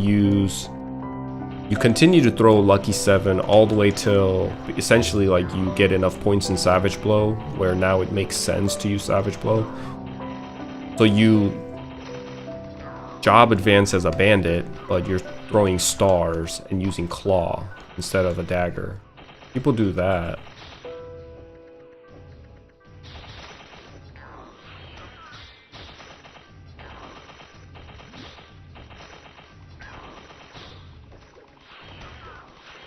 But if they mess up the accuracy too much for some classes, then it'll be a huge factor on how many people. Yeah, well, I think the accuracy thing I don't know too much about, but something tells me that once you... I don't know. I haven't played it, so I can't comment on it. Send it? Yeah, send it. Basically send it. How does that compare in damage to a real assassin? It doesn't. Especially up till level 30, it's about the same. You're gonna output the same amount of damage. But when you start seeing the difference is like post 30, when an assassin actually... When someone who wants to play an assassin job advances as an assassin compared to you who job advances as a bandit and you're throwing lucky 7, the only times you'll see a real difference is once they start leveling mastery, claw mastery, and you don't have claw mastery, then you'll see the damage. So that's when you make the transition into a bandit.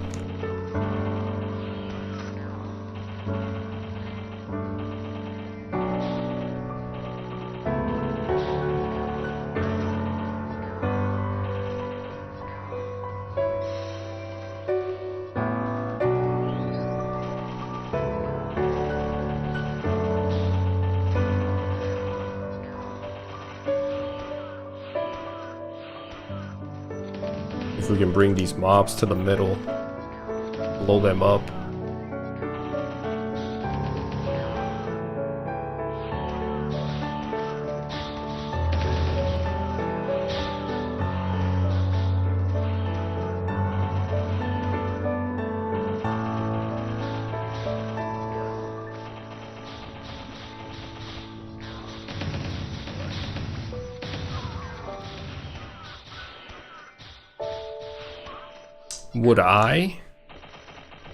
Would I do Ascended? No, because I don't mind double stab, so I went double stab, and I don't like to follow the meta, but the meta is the Syndit. Syndits are meta even in Mapleland. But I personally like the playstyle of bandits and double stab, so I jumped around using double stab the entire time, all the way up to like level 45 when I had enough points in Savage Blow.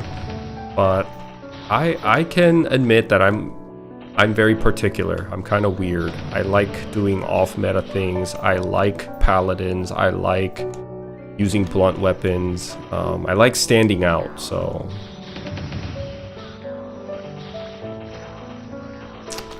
When we talk about politics and economy right now, I don't think I have the bandwidth, man. I don't think I have the capacity to talk about politics right now. I'm like barely surviving. I'm tired as hell.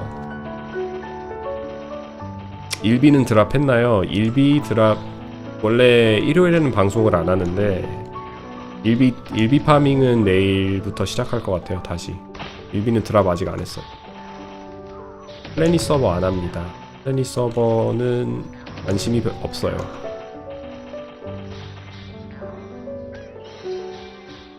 어?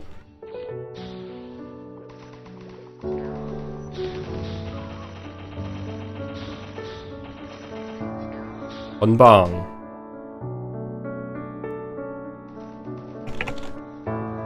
저한테 왜 이걸 주십니까?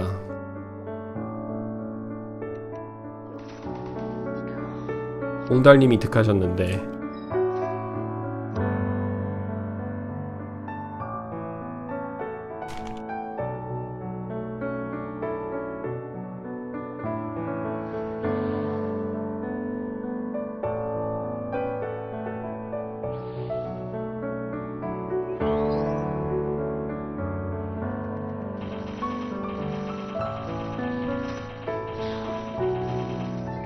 Oh, thank you very much.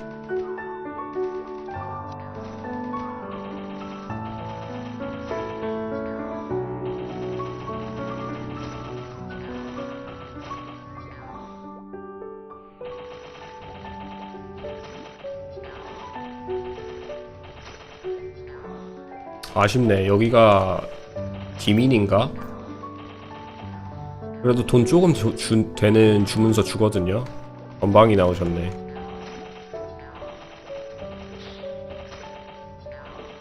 내전도 나오는데 여기서. 내전은 요즘 시세 많이 떨어졌을 거예요. 그쵸? 한 200만 매소 할라나 내전이? 신점.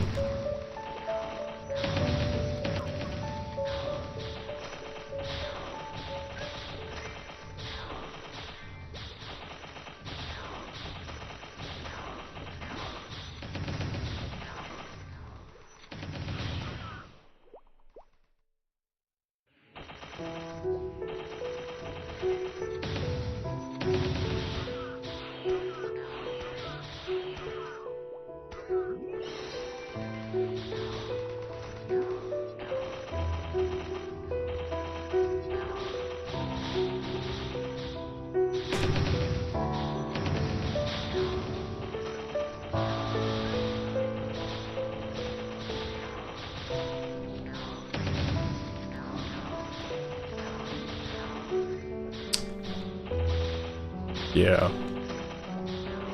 I'm surprised they're they've been kind of quiet, although it's only been, what, 2-3 days since the closed beta ended.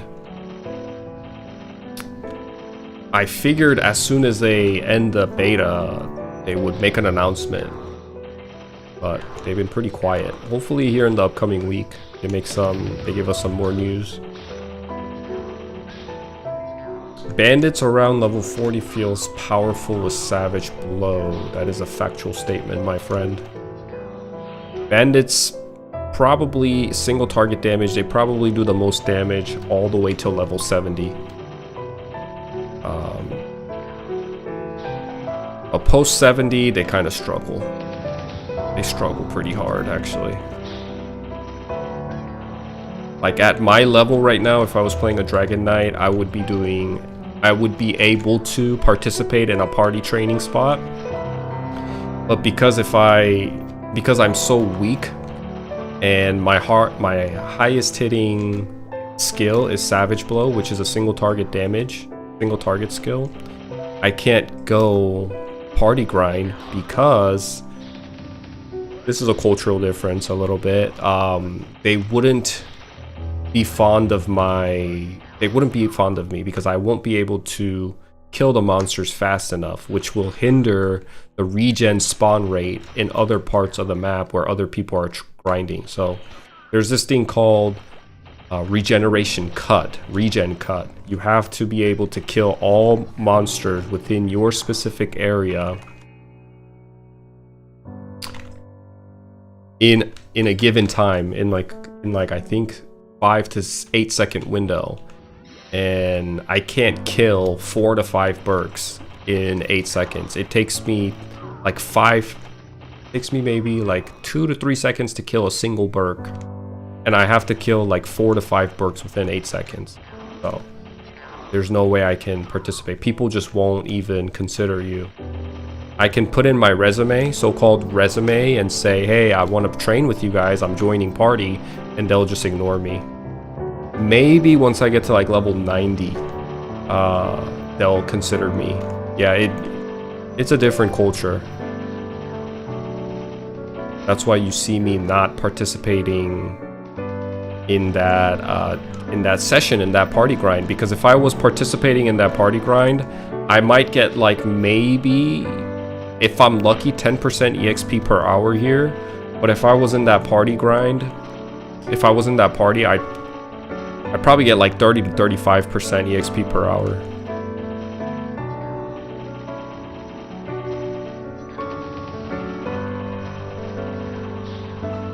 But because I have my chat here always helping me out, I'm able to level up a bit faster. I don't think it'll be same in Classic because this is not a systematic thing, this is a cultural thing. So when I was watching people stream closed beta and I saw people party grinding, there was no... I mean... Don't take this... I'm not trying to say anything else other than what I saw. It's pretty disorganized. It's dysfunctional, right? There is no organization. There is no like what is the word that I'm looking for? There's no structure in the party setting from what I've seen. It's just people come and go, people join party. If you join a party in Korea, you have to non-stop grind for an hour because everybody's kind of like locked in together. And call it considerate, call it hardcore, I don't know. Use whatever verbiage you want to, but that's just how it is. People have this mindset like, okay, everybody's here, everybody's committing, and everybody's like committing to a party. We have to at least lock in an hour to make it efficient and be considerate for other people's time. It's a mannerism thing. It's the Eastern cultural thing. So I don't think it'll be the same when MapleStory Classic comes out. It'll probably be dysfunctional, a little bit chaotic, but the positive side is that it feels like a video game and it doesn't feel like a job. There's pros and cons to both style of gameplay and both servers. Yeah, and hopefully the only thing that I really would like is more of an organization and structure during raids. Yeah, there's people like that in the West as well. Yeah, I guess so.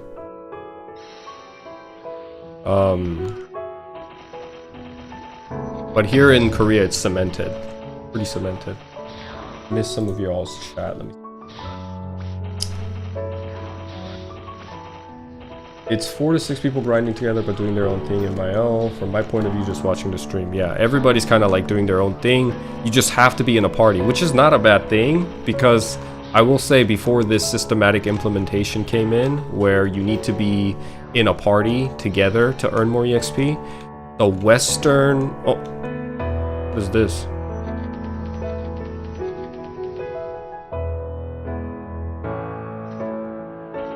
Udakashi?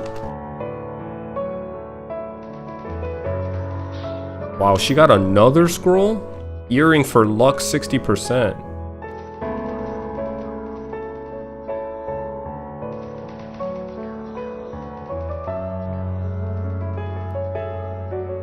아, 기행 60% 대박이시네. 운이 좋으시네.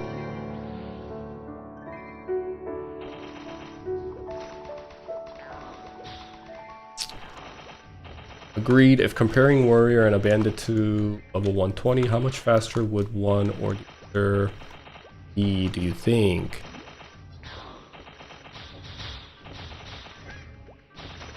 Is it a...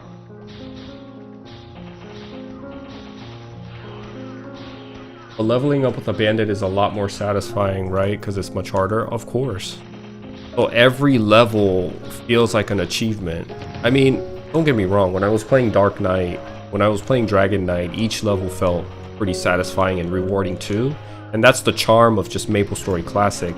But knowing that my character peaks post 4th job advancement makes each leveling process more bearable. And knowing that I am such a rare gem post 120, you go to leafre right now, you're not going to see a lot of shadowers.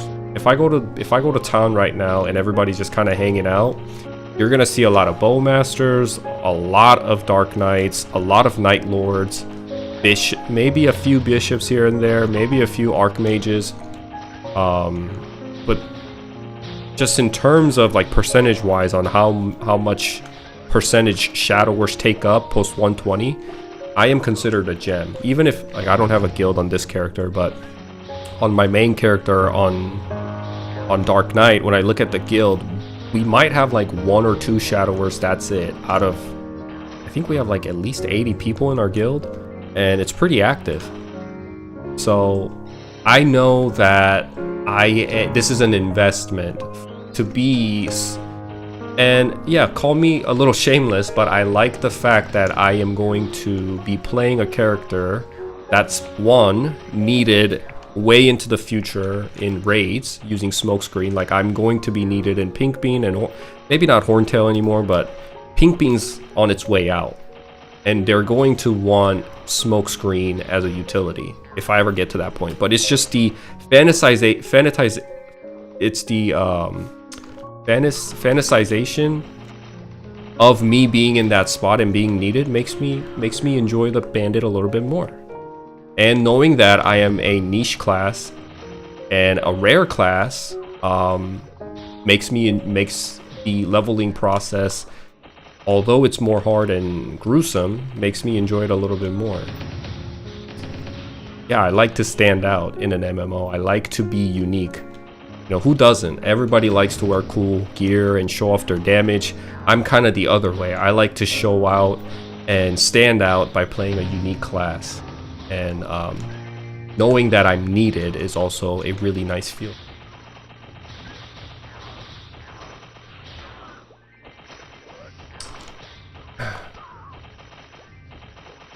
If comparing Warrior and Bandit to level 120, how much faster would one or the other job do? Warriors are definitely faster because Warriors get extremely strong. So I'll talk about one more thing about Classic MapleStory Beta, and I'll wrap this in with the Warrior and the Bandit thing and stuff. I've seen people say that in MapleStory Classic Beta that they're like, some people have only played the game for up to like level 20, 25, and they're talking about how the game needs to be rebalanced and stuff. I would say just hold on for a bit, because the game is, there's more to come in the future, and Warriors are arguably the strongest class later on. They can outdamage a Night Lord post 160. Yes, it's pretty far away. Yes, in the immediate moment right now, Warriors seem underwhelming, and they seem like they need some work done because they're not hitting as hard as Magicians or whatever, or even Assassins. But their moment of spotlight, they outshine almost every class later on. You know, so in that way, it's unbalanced, but it's balanced because you become one of the stronger classes later on. Early on, it's a struggle. It was a struggle in old school MapleStory. It's a struggle now in Mapleland, and it should stay that way, because the alternative, if you end up balancing them to make them more playable early on, without maybe you even realizing, you're pushing the game to be more modern MapleStory-like, and everybody, like, that will lead to another balancing work, that will lead to another balancing work. People will never stop complaining, and ultimately what's going to end up happening is MapleStory Classic will essentially become MapleStory Retail. Everybody will have great mobility, everybody will do like similar damage at every single part of their progression. It mellows out, there's no uniqueness, there's no incentive for you to play one character over the other. Like, everybody can do everything, and I think then you don't have this need to rely on each other as a community to conquer raids, because one character can do everything at that point. That's where it will eventually lead to, is my point. So I think we just have to be very careful about already giving feedback after only playing 8 days of MapleStory Classic. Yes, Warriors are a bit weak early on, but that's intentional, that's by design. They will become one of the hardest hitting, one of the funnest jobs later on in the game. Early on, Magicians are fun and strong. That's always been that way since the beginning of MapleStory back in 2003. but they fall off very hard. That's the thing about them. They're not, just like I get denied right now into a party setting and I have to kind of get through this hard part on my own, through my own way. I will be invited into a raid with really no issue, into a harder, like late game raid with no issue. But mages, archmages, later on, they won't get invites unless you're in a guild, and this is all talking from the point of view of like if you are a meta slave and you're chasing the meta gaming. If you're playing the game as a meta gamer, you're not going to want an archmage in your party to do damage.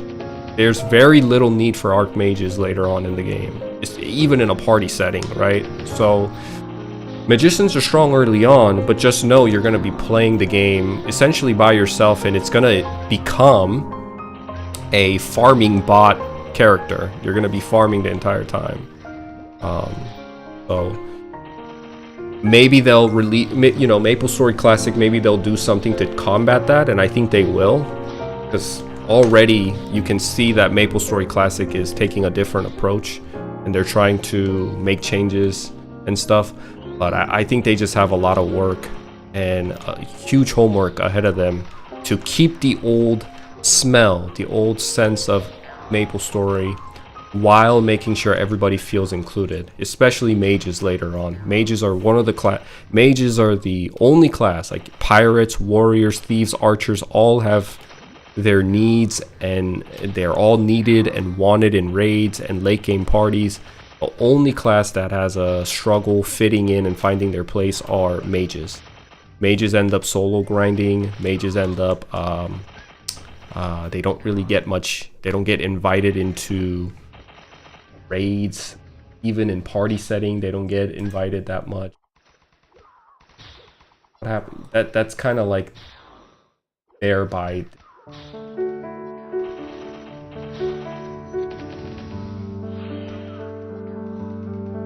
So getting to level 120, warriors are really easy. They have no hard time. You can get into every party as a warrior. Bandits, however, you're gonna get into, like, you're the least wanted until you hit 120. I had a hard time finding parties in my 50s, level 60s, 40s.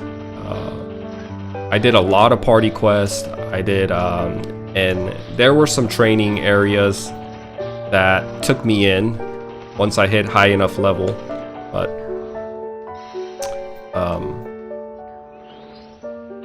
I had to be higher level than the most. Even right now, at level 85, if I was a Dragon Knight, I was a Hermit, if I was a Paladin, Crusader, Marksman, any other class other than the Bandit, I would have no issue joining a party. There's this specific area that's in my mind. It's called Forest of the Split Roads or something like that in English, where we kill Burks and Dual Burks. There's a party setting in Mapleland that people go to starting level 83, but in my case I can't go because I'm a bandit, I'm a chief bandit, and I have to wait till like level 90, maybe like 92, 93 even. Nobody will take me.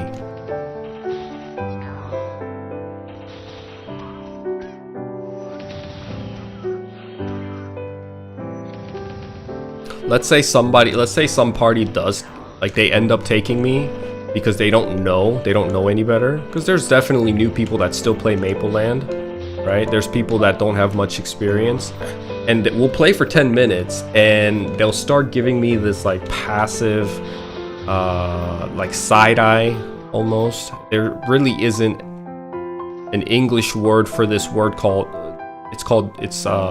in Korean it's called dunchi. Right, they'll be like, oh man, the regen is kind of getting delayed.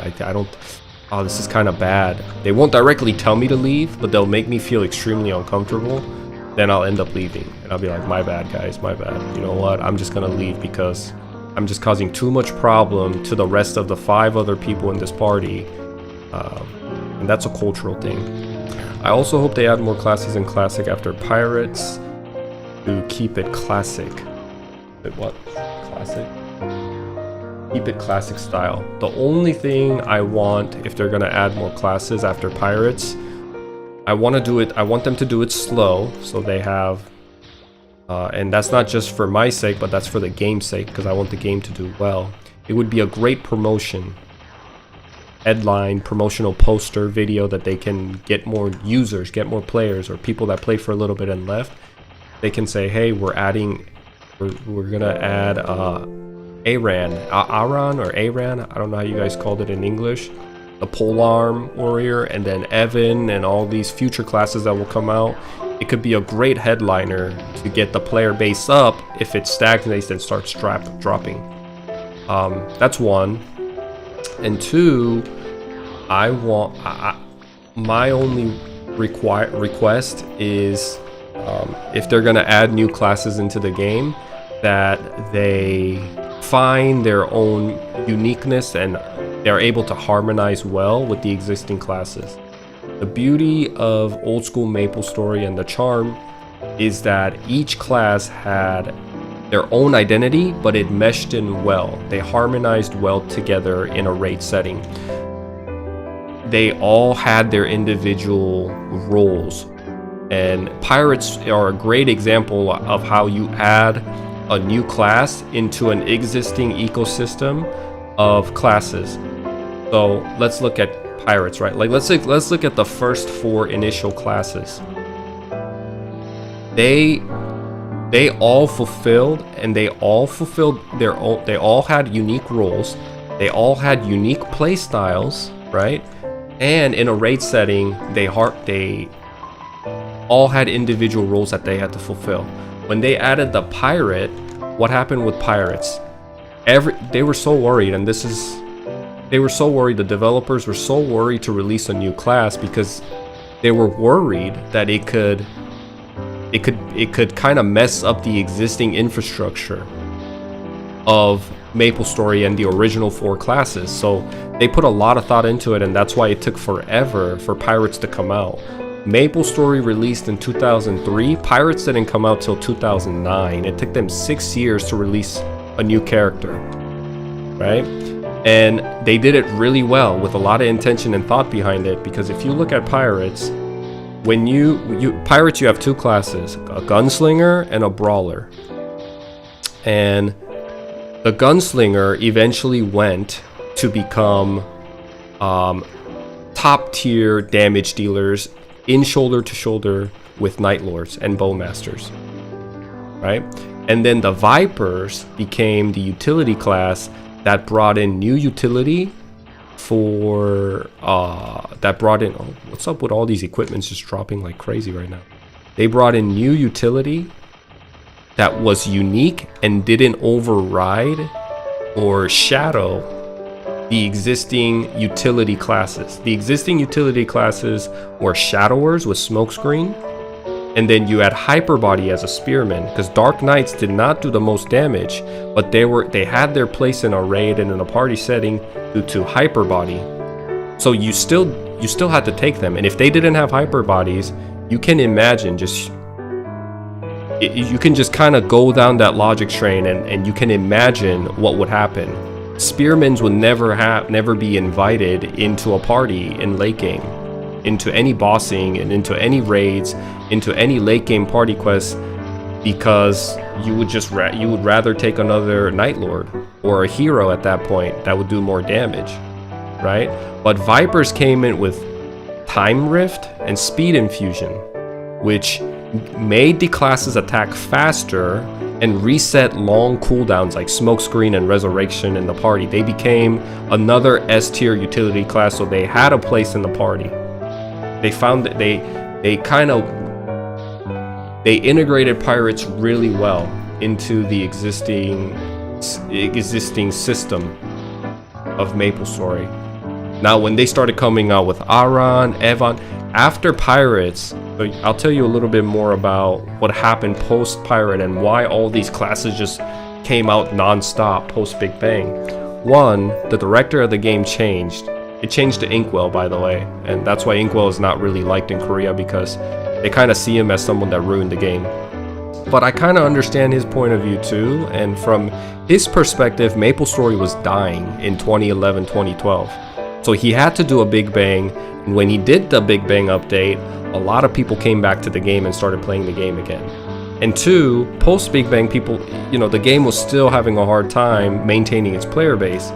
And that's why they started releasing all these classes that there wasn't much thought into these classes.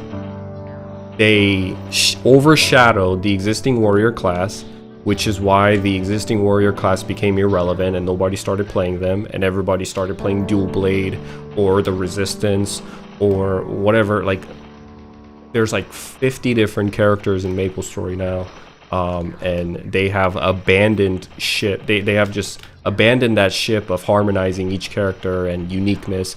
It's just whatever's coolest and whatever's fanciest. That's why like the game is more like a solo MMO. It's not really an MMO anymore. It's like a solo player game arcade, because they've abandoned that philosophy, that structure where you needed each class to be in a party and every class had its role, but they abandoned that. And they just started releasing class after class after class after class to make sure they can retain the player base. So it was done for a reason. It wasn't just because he's stupid and he doesn't know what he's doing. He had to like make sure the game stayed alive. And that was Inkwell's way of keeping Korean MapleStory alive, along with GMS. And I guess if you look at it in retrospective, it was a good choice, because the game definitely stayed relevant and continued to make them a lot of money. And now we have MapleStory Classic because of it, and Maple Land because of it. So, but during that time, it was extremely rushed. And yeah, I in that time, it was not received well.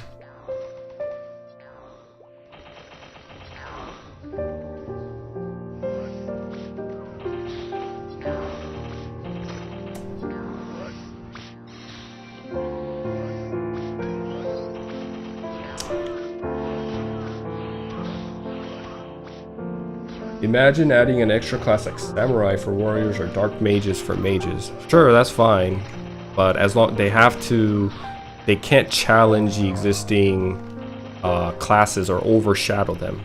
That's all I'm saying. I'm sure, like, if Inkwell and the development team for MapleStory Classic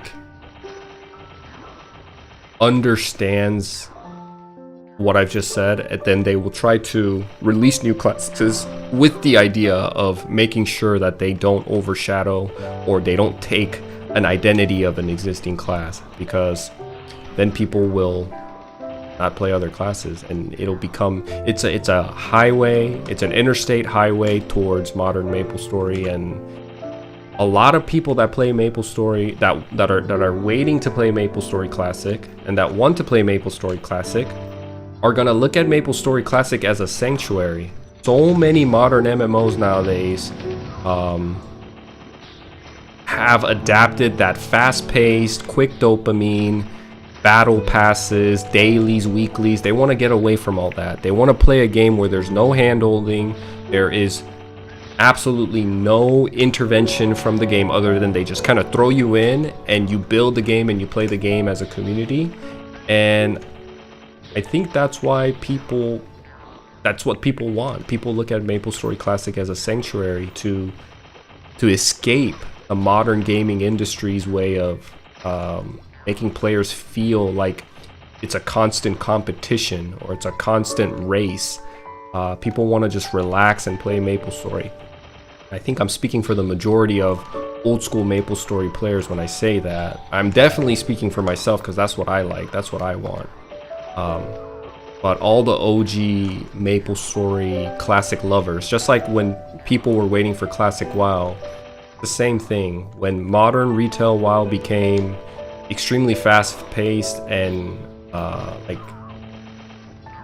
what would you call it? Like easy dopamine releases with a lot of high numbers, high damage, like quality of life updates up the wazoo, where the world feels small, it feels instant based. I think people longed for classic WoW because they wanted to be in a world where there is a level of risk, inconvenience, and uncomfortability, and just being in the unknown, the mystery, and relying on the community to kind of solve and figure things out. If you play retail WoW now or retail modern MapleStory now, nobody talks to one another. There's a guide for everything. If there's no guide on the internet, the in-game guide tells you everything that you need to do. There's no sense of exploration. There's no really like there's no sense of playing a game. The game is actually playing it for you, and you're just kind of sitting there doing what the game tells you to do. I personally don't find that entertaining or fun. Most of the time when I play games like that, my brain goes to what the hell am I doing? What am I doing? I'm just like literally wasting my time. I don't know. That's where my mind goes to. I play games like that. A good example would be like, what's a good example? Basically any MMO that has come out, like Lost Ark, Black Desert Online, what else is Modern MapleStory, obviously, and other MMOs that's just been out. But why was Elden Ring so well received? Well, Elden Ring was so well received because it's extremely hands-off.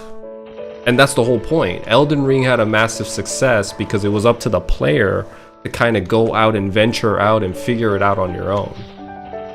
Two different genres, I understand that, but I think the element of being hands-off and having no guide, no main story quest, there's no quest to follow, you just kind of play the game and learn as you play, is a huge turn on for people, because you're just essentially playing the game and writing your own story. It's MapleStory. You're writing your own story. You're doing your own adventure. When people get lost because they don't know where to go to grind, or they don't know where to train, or they don't know what's the most efficient way, you're approaching the game from the wrong mindset. You have to just kind of go in and talk to other people to either figure out what you're gonna do, or maybe one day it's not about grinding and being the most efficient. Maybe one day it's just to see what's at the end of Sleepywood, you know. But if your way of enjoying the game is not that, then what you can do is you can ask people, like, where should I go train? You know, there's different ways you can figure out what the most efficient way to grind is. But enjoying the game the most innocent way possible is probably the most correct way to enjoy MapleStory. And that's hard for some people. It really is, because we're so used to being so efficient and making the most out of our time that we forget that sometimes we're playing a video game. Especially a video game where you don't know anything about the game. You're coming in with a fresh set of eyes. You have to approach, it's best for you to just approach it innocently and naively, and just figure it out with the community together, within your community, or if you see a random person in the training ground, or let's say like you stumbled upon Ant Hill 1 and you see people that are just grinding together, you can talk to them, be like, hey, can I join party? You can see what level these players are, and if you're like level, let's say 18, and the people that are farming there are like level 23, 28, 31, you know you've gone too far into the portal, into the wild. So you got to step back and, you know, kind of find a new area where people are training. There's indirect ways to figure out what you need to do in the game, is what I'm saying. You don't need a direct guide. You don't need something telling you what to do. MapleStory takes away your stress where other games give you more. Exactly, right? You shouldn't feel stressed playing MapleStory, because there's no need to. There's no daily or weeklies that you got to keep up with. There is no main story quest that you got to do. There is no story. It's just really like it's a chat simulator.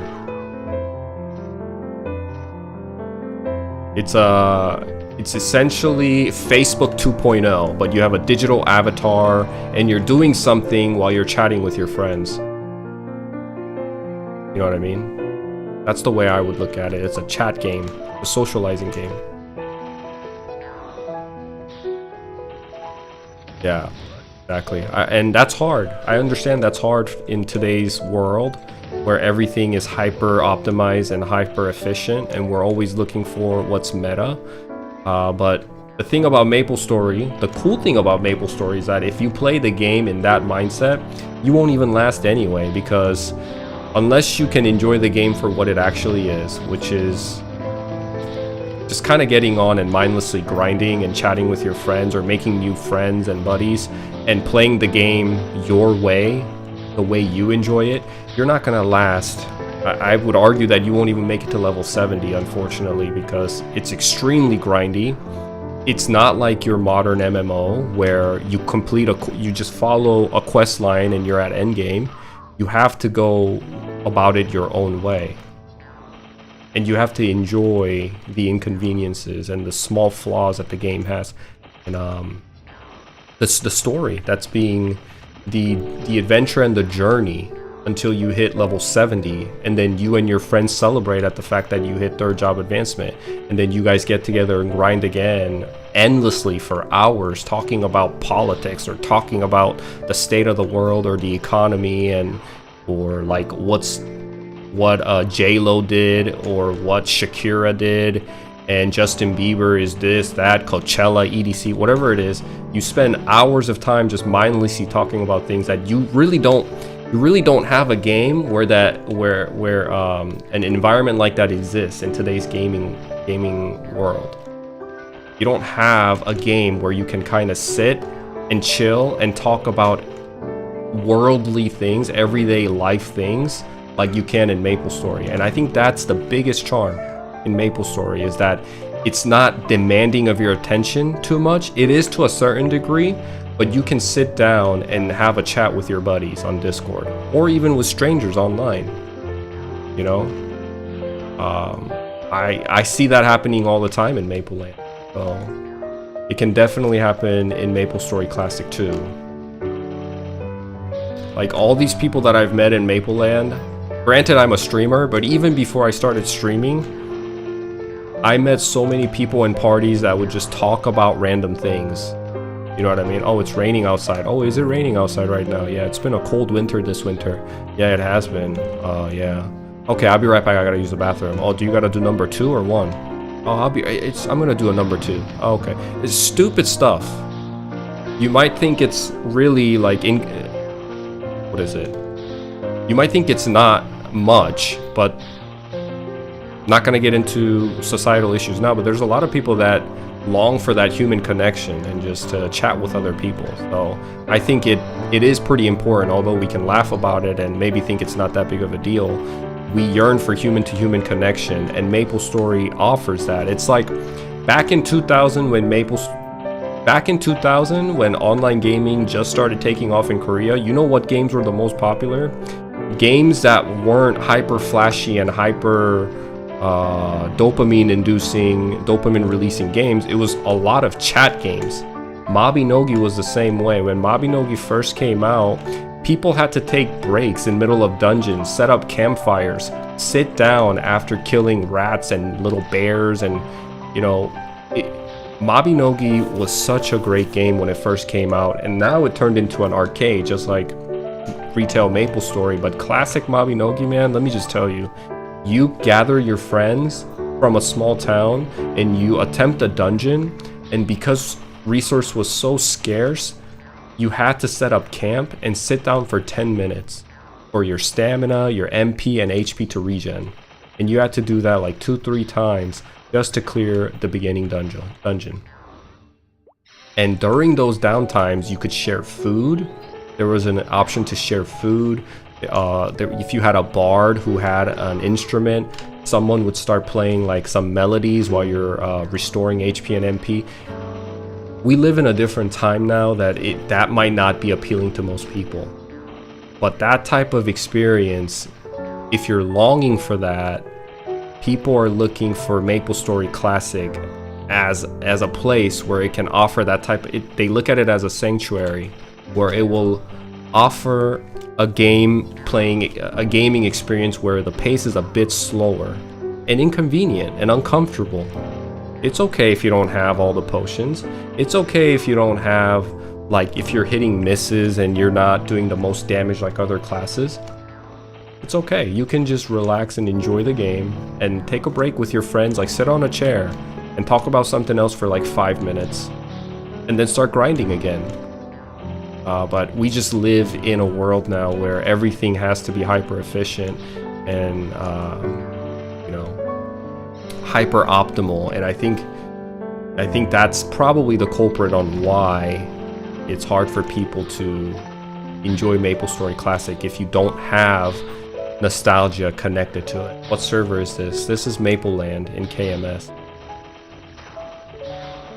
But man, talking about old school Mabinogi is a trip, man. I remember playing Mabinogi back in 2005, 2006 while I was playing MapleStory, and I couldn't understand it at the time as a kid, the appeal, because Mabinogi is such a, honestly, it's probably all on par with how great of a game it is, like with MapleStory. But you would take breaks in middle of dungeons, and it's a 3D game, so, and the customization was top tier at the time.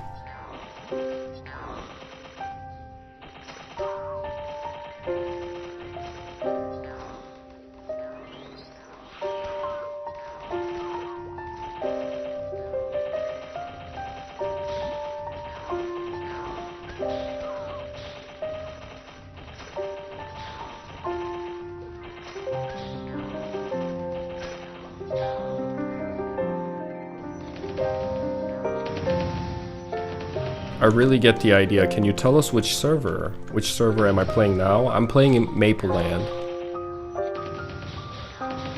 This is a server in Korea.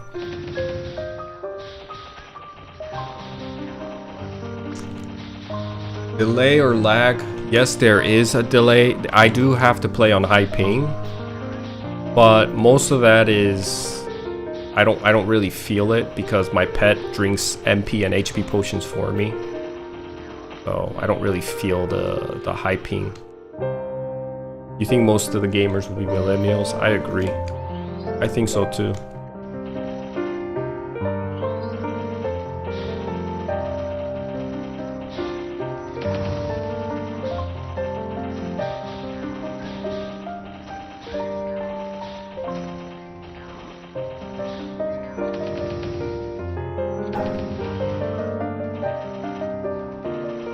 Me? No, I'm East Coast. I'm in the East Coast. If you play on West Coast, I'm sure your ping would be considerably lower, but game like MapleStory, it doesn't really matter if you have high ping. If you're worried about ping, you can play a warrior too with high HP, and your chances of dying is very little.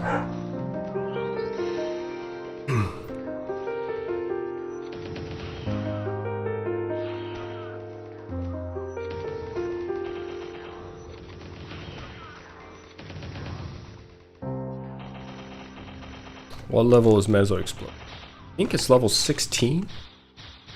My pickpocket is maxed. Mezzo Explosion is 16 out of 30.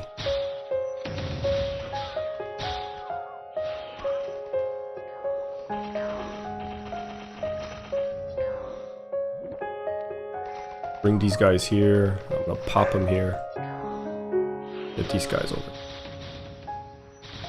Here, buddy.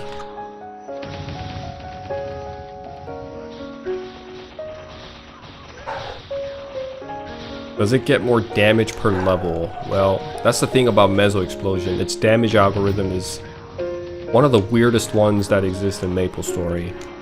You do more damage. You definitely do more damage as you level it more.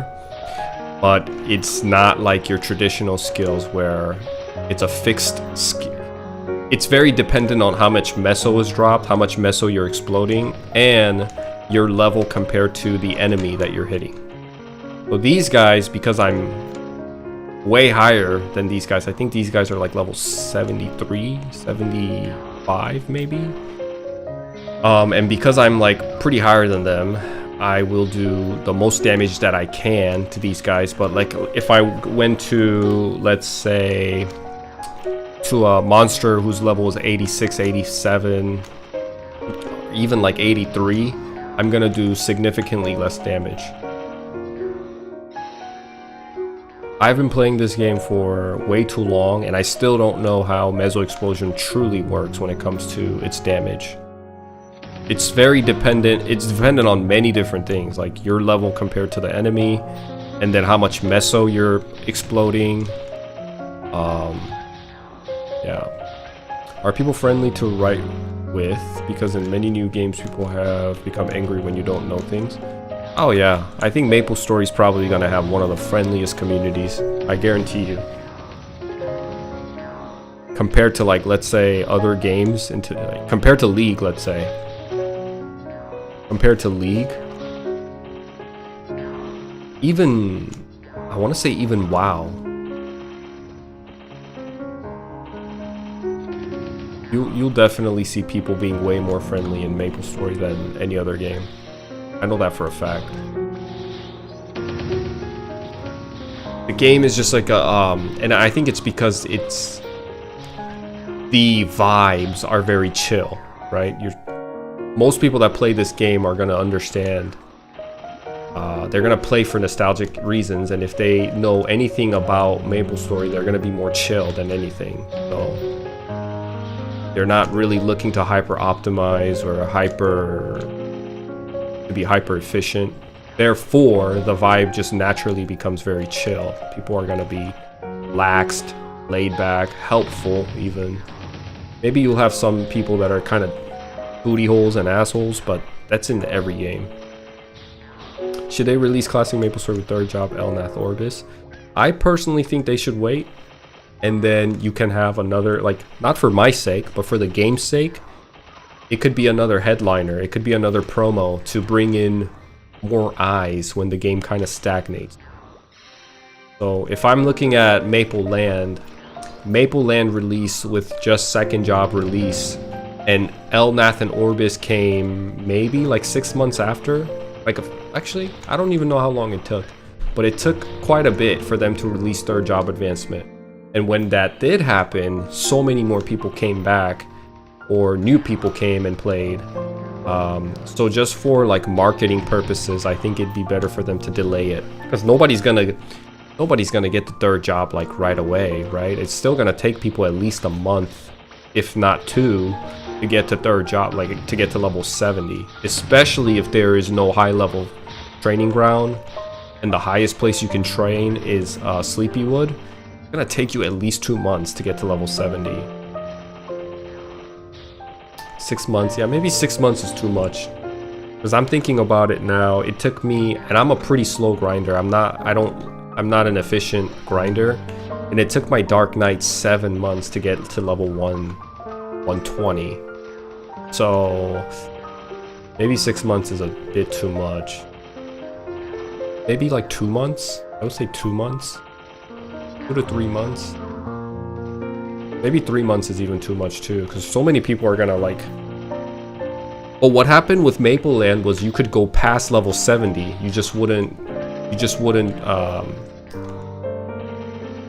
You wouldn't advance into the next job, but we had like level 80 spearmins in second job advancement.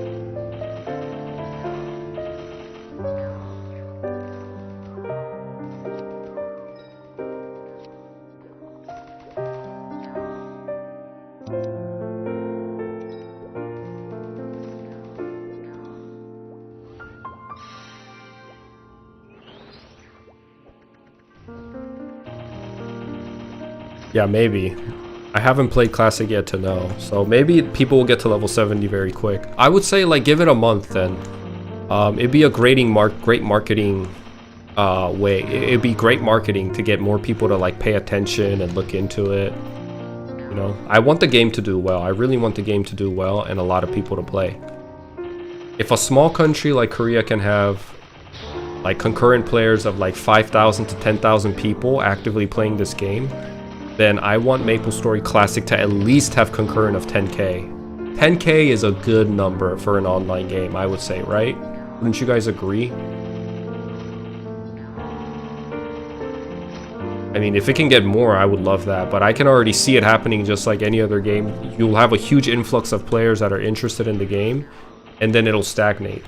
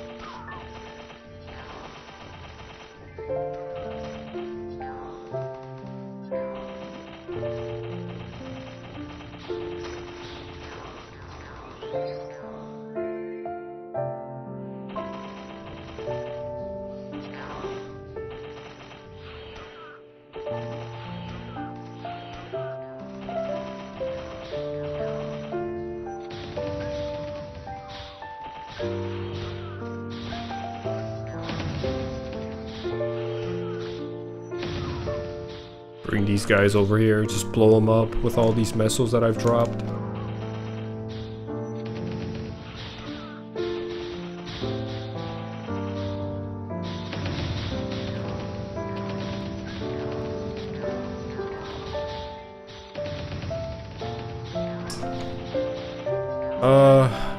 I kind of disagree.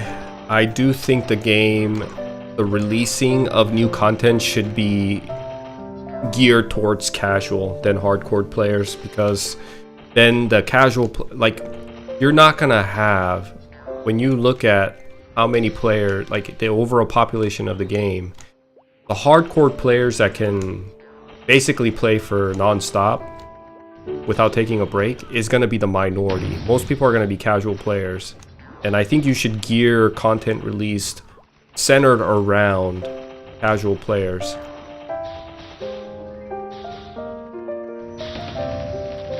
If they release content too fast, I think people will feel overwhelmed and probably end up leaving the game. It's not that, like, you have, I think if you center the content release centered around casual players, hardcore players are going to just make secondary characters and tertiary characters, and they're going to do other things. And plus, here's another thing. This game isn't, remember we talked about like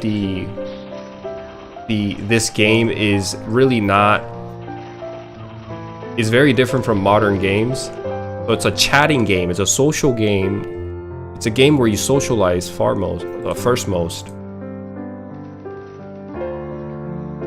So people are gonna come in, although they don't have to grind and there's no new content to do. People are just gonna come in and chat. It's gonna be like Discord 2.0, where you have your own avatar and you can go around and meet with other people in a digital world and maybe do bossing or whatever. They're gonna go farm bosses and they're just gonna figure out other things to do, you know?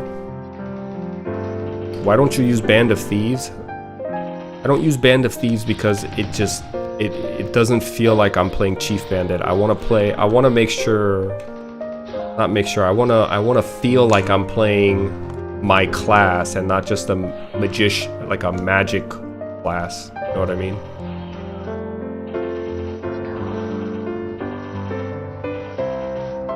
The way they do it in Mapleland with the pacing of the game, they release content extremely slow.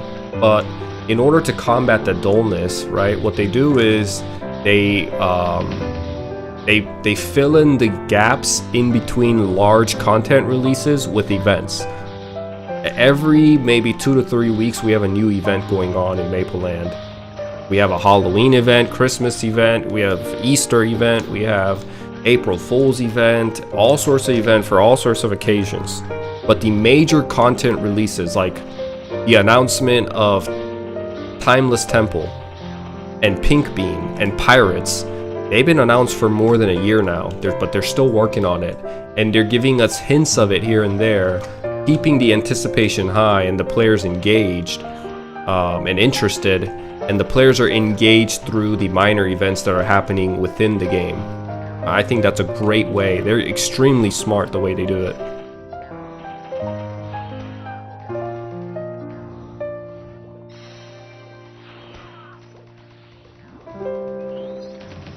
I don't know how they'll do it in Classic, but personally, I'm again. I'll still play MapleStory Classic even if they like bombard us with content and updates. I'll continue to play up until the point they release gachas and cubing, and I feel like they're coming for my wallet. Then I'll stop playing.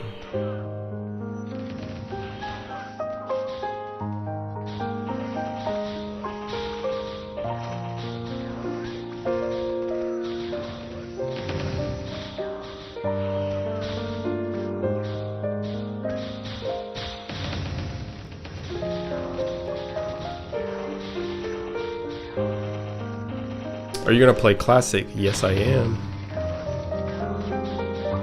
I'm planning on it.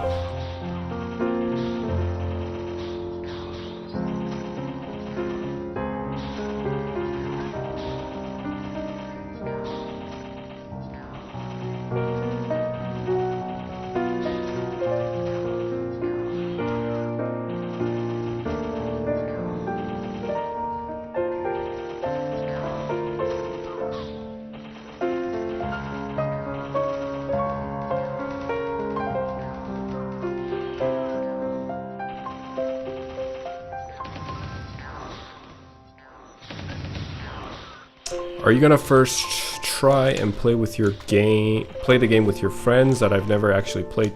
Stories have you scheduled, or sorry, I don't understand what you're asking. Are you gonna first try and play with your game friends that never played? Have you scheduled? So my IRL friends, the friends that I know from real life, have never played MapleStory Classic before, but they have shown interest. They want to play the game, but that was like 2-3 months ago when I asked them. I don't know if they're still gonna want to play, but if they still want to play, then I'll play with them. Yes, I'm going to play with my friends from the real world.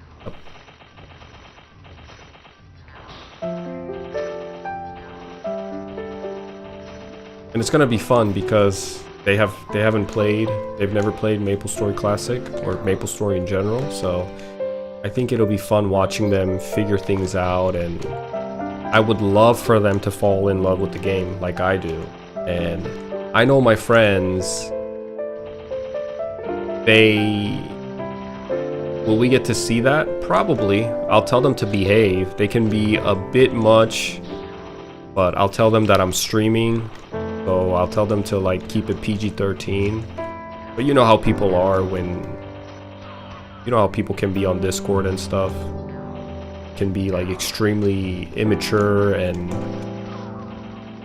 grown-ass men acting like kids. Just trying to be goofy. I have to tell them like, hey, settle down. Keep it PG. I told them, I asked them, and they said yeah, they will. But as soon as I get a hint of them being inappropriate, I'll probably just mute them.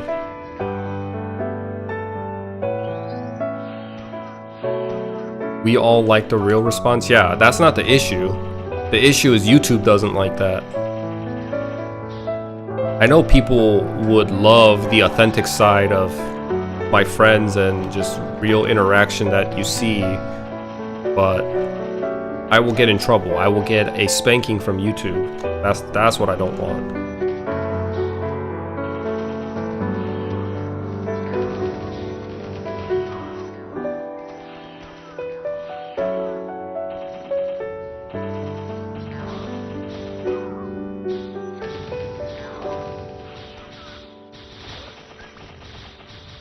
Gather these monsters.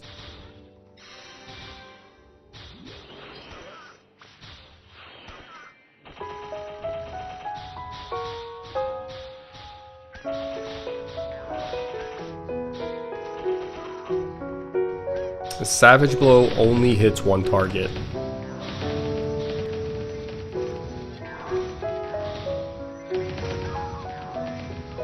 Dang, that was very satisfying to use Mezzo Explosion like that. Gather them up and just blowing them up like that. That was peak dopamine right there.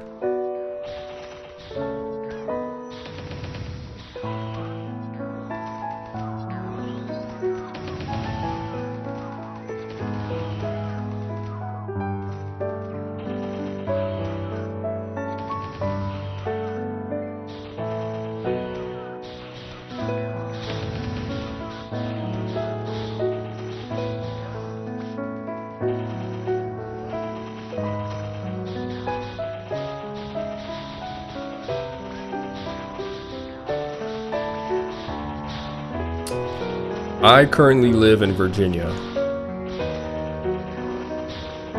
I wish I was rich enough to live in Korea.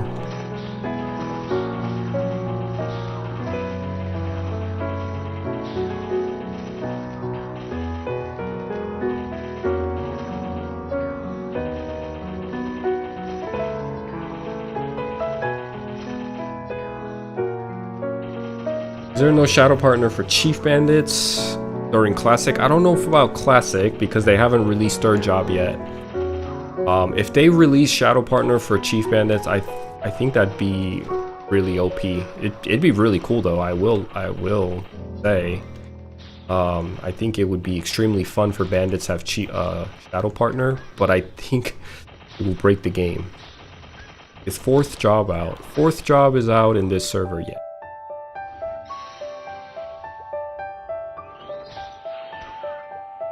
Oh, thank you, Simon. I appreciate that, man. I appreciate the good energy, my guy.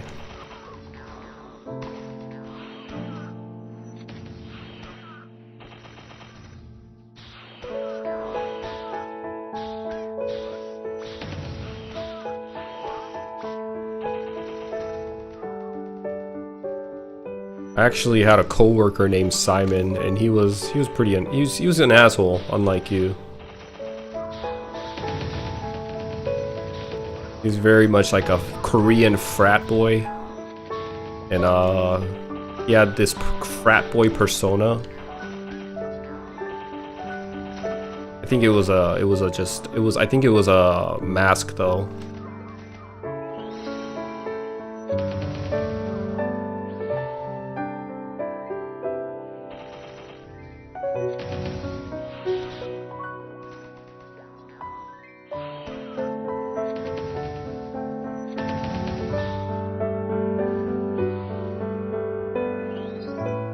Bring these guys here. Come here.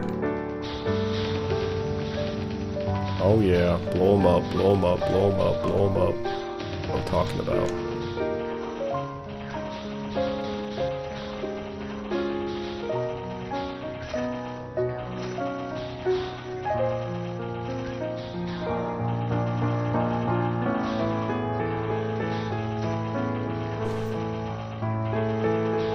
When I get that itch to reset my skill points and dump it into Assaulter, I have moments like that where Mezzo Explosion just really makes you feel good. Gathering the mobs into a single place and blowing them up. I'm just so glad I didn't.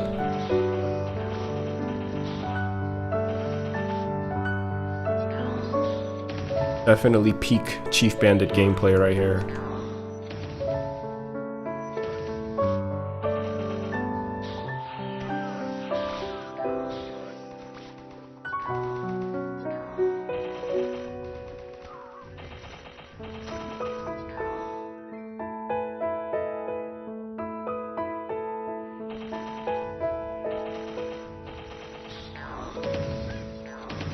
Gather these guys up.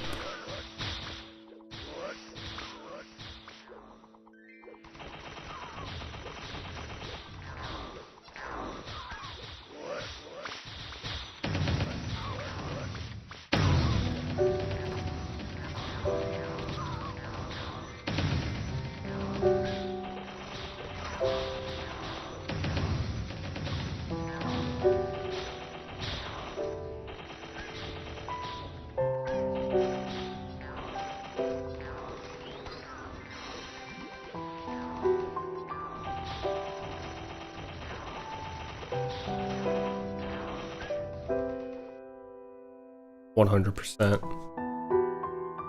Extremely satisfying. And it's unique to Chief Bandit.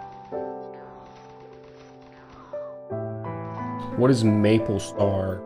Like a server in MapleStory.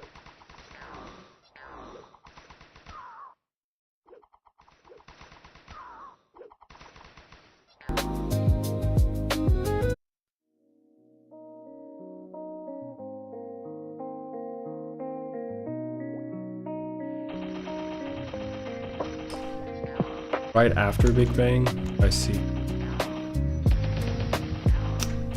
I know a lot of people are playing Chrono Story.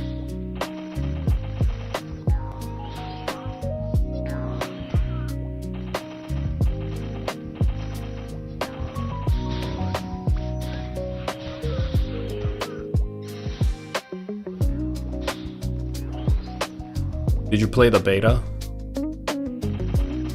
Were you able to get in?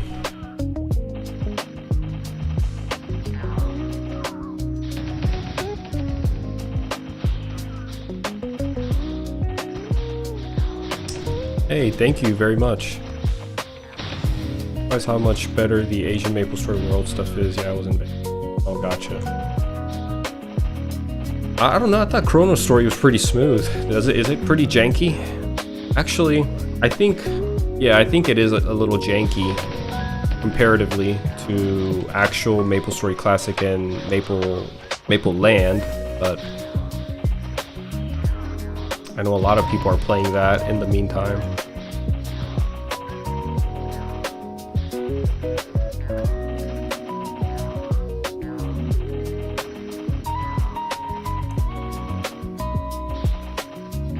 I mean, I think you really don't have much options if you're trying to find a classic server. You're down to like Artel and Chrono Story, and I think Beaver said he's playing in MapleStar, just post Big Bang. That's not really MapleStory Classic.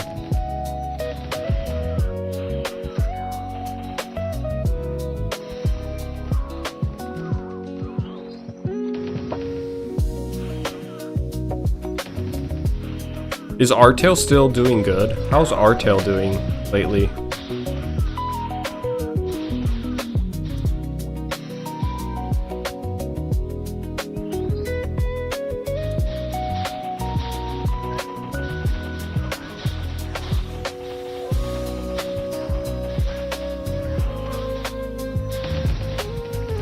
Oof, yikes, man. 500 people. That's pretty tough.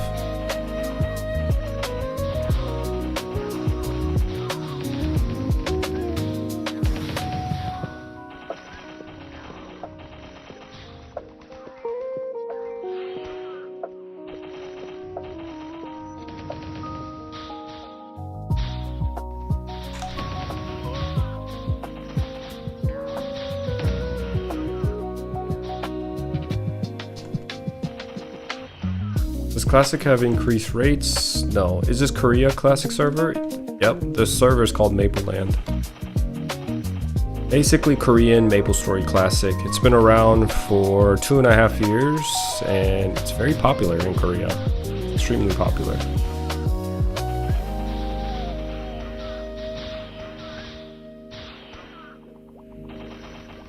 There's a lot of people that play this game.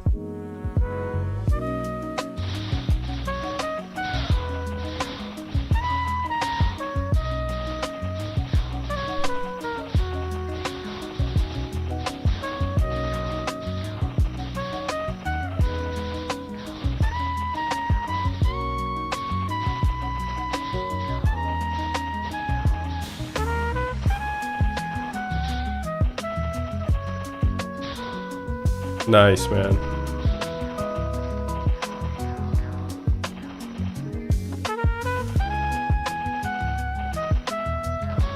I think all the other servers in MapleStory Worlds in the Western server is seeing some popularity now because beta ended and people are waiting for Classic. I think once Classic comes out, everybody will migrate to Classic. Almost certain. 안녕하세요. 심은 받고 있습니다, 지금.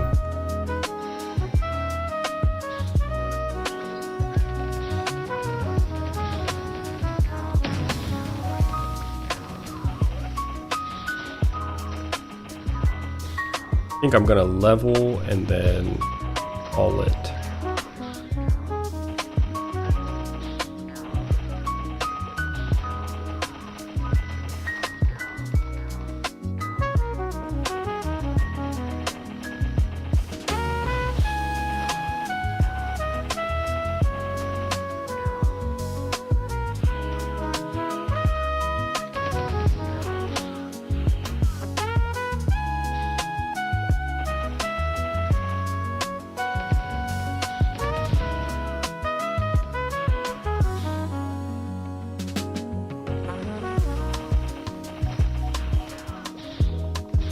인기도 감사합니다, 날매니.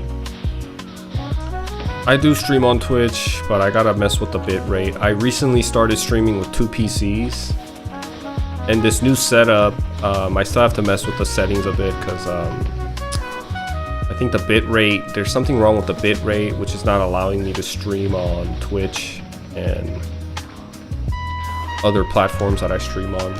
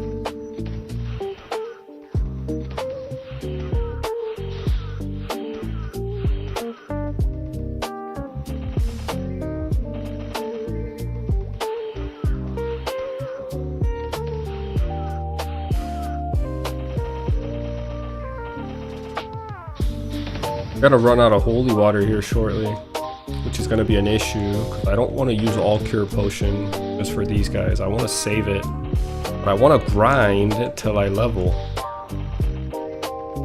Definitely don't want to take a break in the middle of it. Just go get some holy waters. And the thing that's really great about old school MapleStory is that once you grind, I've been grinding here for about close to 3 hours now. You kind of enter this Zen state, right? Maybe those of you that played old school MapleStory can kind of agree with me here, but initially it feels a little dreading, right? Yeah, it's a little dreading at first, but after a while you do enter into this like Zen state, which is really nice. It's a nice little Zen. Like I came here, I started streaming today at 60% EXP, and I'm already at 91 after 3 hours. So I think I'm getting about 10% per hour here. And this is while I'm partying with a Night Lord, level 141 Night Lord. And the way that the game is set up in Mapleland is if you party with someone that's higher level than you, they get more EXP from the mobs that you kill and that they kill. But it's kind of like a balancing thing because they kill the monsters a lot faster than you. 10% in 40 minutes, that's not bad at all actually. That's like 13.5%, like 13.3% per hour. Definitely slow to my counterparts and to my other players, other classes. Still, it's not bad. It's not terrible. Why am I here? Because this is probably the best place I could be right now. I came here, I was initially doing Romeo and Juliet party quest, but I got tired of that. I got my necklace from Romeo and Juliet party quest. You have to do it like 50 times to get this necklace, and I did it 50 times, and then I got tired of doing Romeo and Juliet party quest, so I came to leafre to see if I can participate kind of like test my damage to see if I can participate in a party training here. And it turns out I'm not strong enough. So I essentially have to grind here until like level 90 to be able to join a party.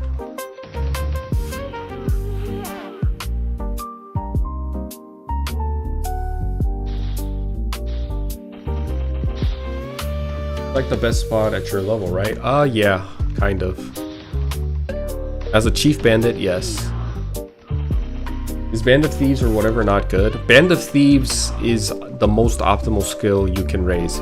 But even then, it's not the best AoE skill compared to other third job advancement classes. It's actually one of the worst AoE skills you can have in all classes. But it's still the most optimal choice you can have as a Chief Bandit. That speaks a lot of volume. But I did not want to play my character in that fashion. I welcomed the pain. I wanted to get the full taste of Chief Bandit and its playstyle.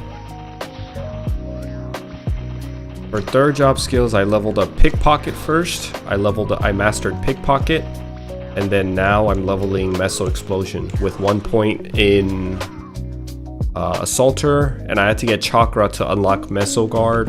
Meso Guard saves me so much money, so I leveled Meso Guard.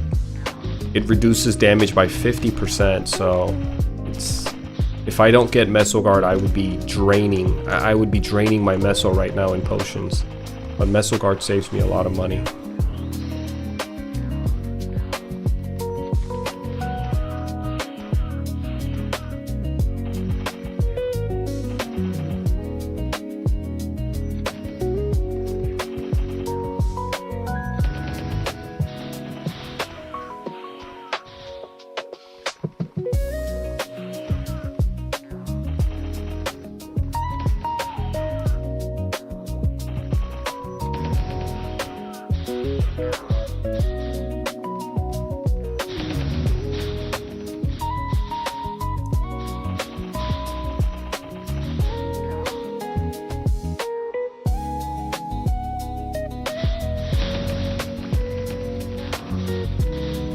I heard they're not going to add autopod for skill for pets during boss fights to spice things up in Classic.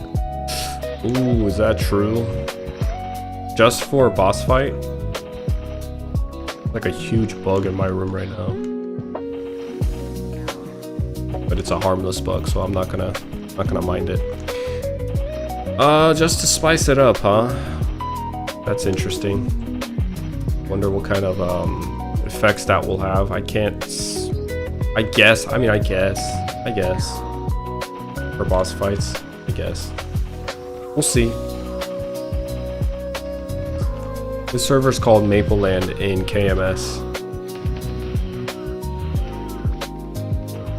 That's gonna be so hard for like not having pets drink your potions are gonna be. It's gonna be so hard for people with low HP. And clerics, oh man, I can imagine already it's gonna be tough. Like, you know how clerics don't heal as it used to back in the day? They've reduced the amount of heal that heals your allies by a significant margin.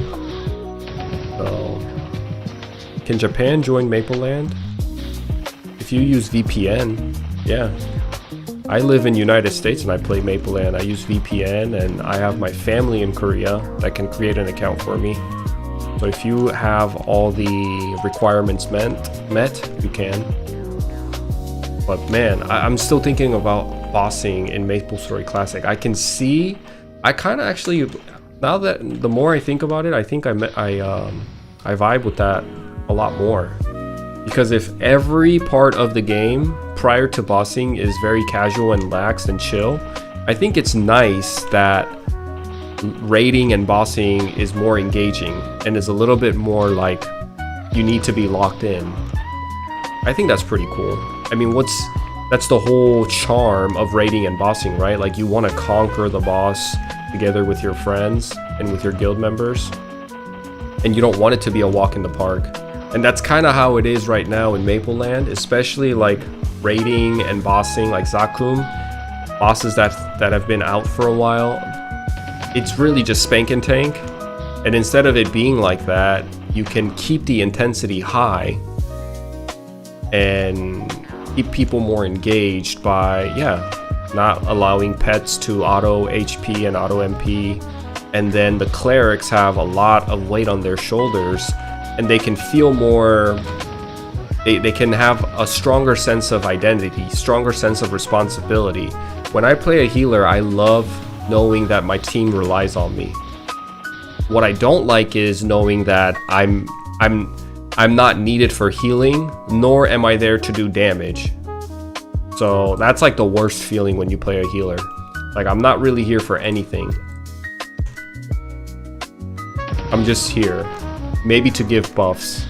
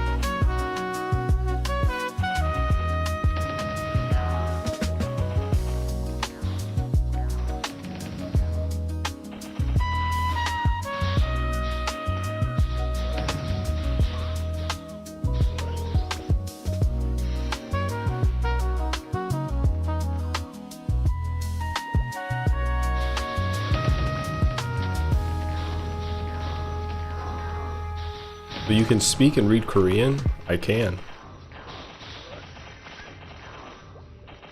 If you go to my channel and look at my videos, you'll see that I'm speaking Korean and read. Most of my audience, majority of the time that when I stream, are Koreans. But today it's kind of been flip-flopped. I think the reason is because closed beta for Classic MapleStory ended. People are kind of like looking to my stream instead of other people that are streaming MapleStory Classic.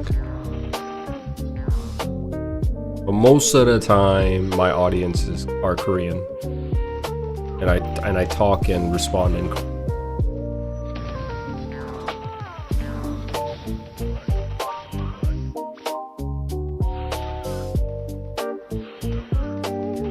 The new Holy era looks good. Yeah, I think it looks pretty cool. I like the idea that like it shoots out 3 times. That looks pretty satisfying, I'm not gonna lie. It feels more like an archer than an actual archer. I plan on making probably a marksman. If not marksman, probably a fighter hero. I have few classes in mind. Marksman, crossbowman, fighter, or a page, a blunt weapon warrior.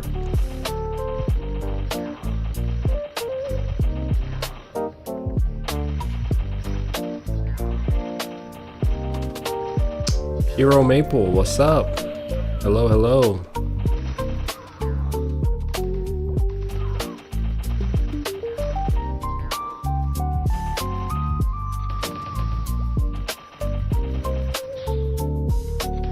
You're going Expo? Nice. I think Expos are really fun. Compared to Bowman's, I think Expos are more fun.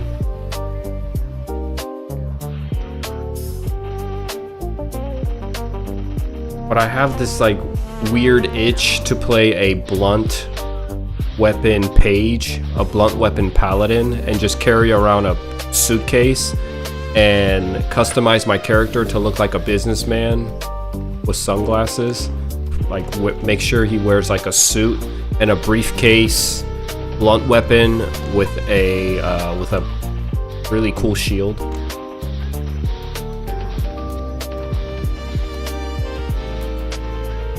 That'd be really cool. Can I speak Korean? Yes, I can. 세상은 결과다. That's your name.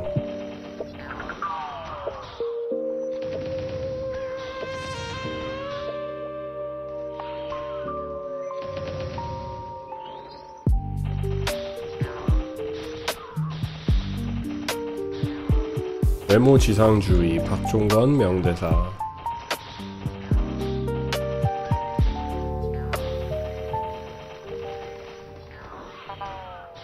I agree.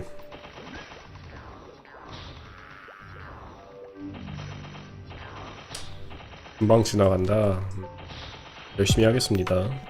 I feel like the time for blunt weapon is now. The new updates really enable it. That's what I'm saying. I think it'd be cool to check that out too, because the blunt weapons have like their own passive now. 조니TV님 트럼프 대통령 공격당했다는 소식 진짜인가요? 네, 진짜입니다.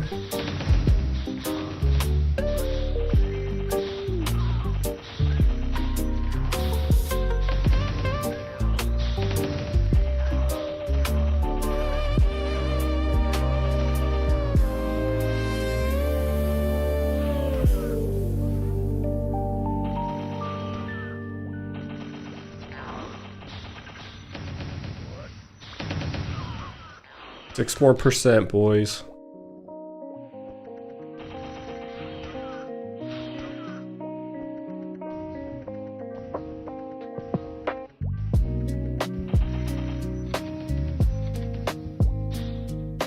Idea.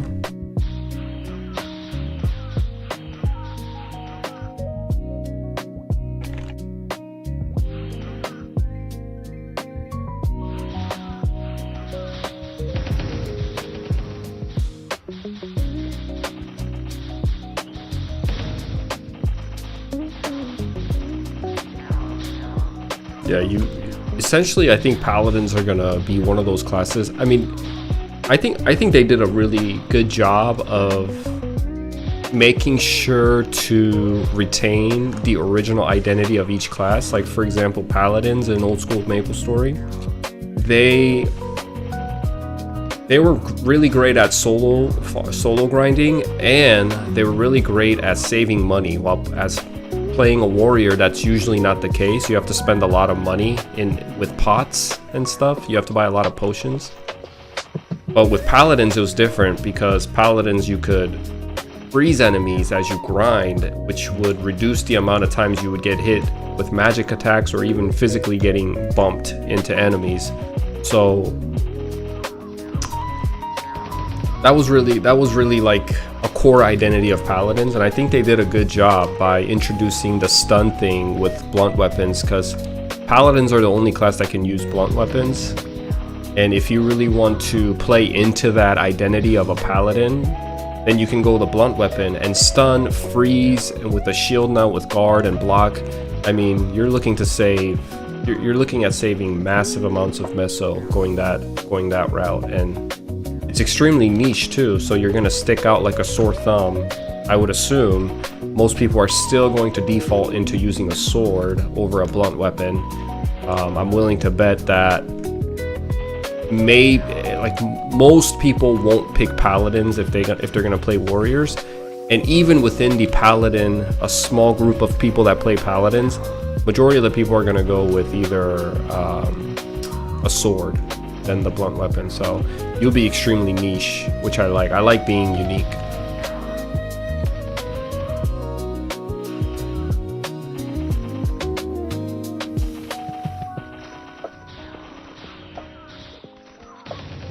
I did not get a chance to play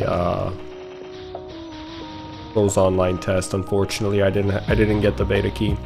When I saw Classic Global MapleStory, people really want to play convenient class, not uncomfortable ones. Yeah. People want to play, I mean, it makes sense, right? Logically, it makes sense. People want to play the easier class, the more comfortable one. But what people don't realize is that usually the uncomfortable classes early on get very comfortable and very fun later on. So it's kind of like an investment type of thing. 조니님 데뷔존 컨텐츠는 생각 없으시나요? 데뷔존 캐스트 컨텐츠에 대해서 잘 알지를 못해서 잘 모르겠네요.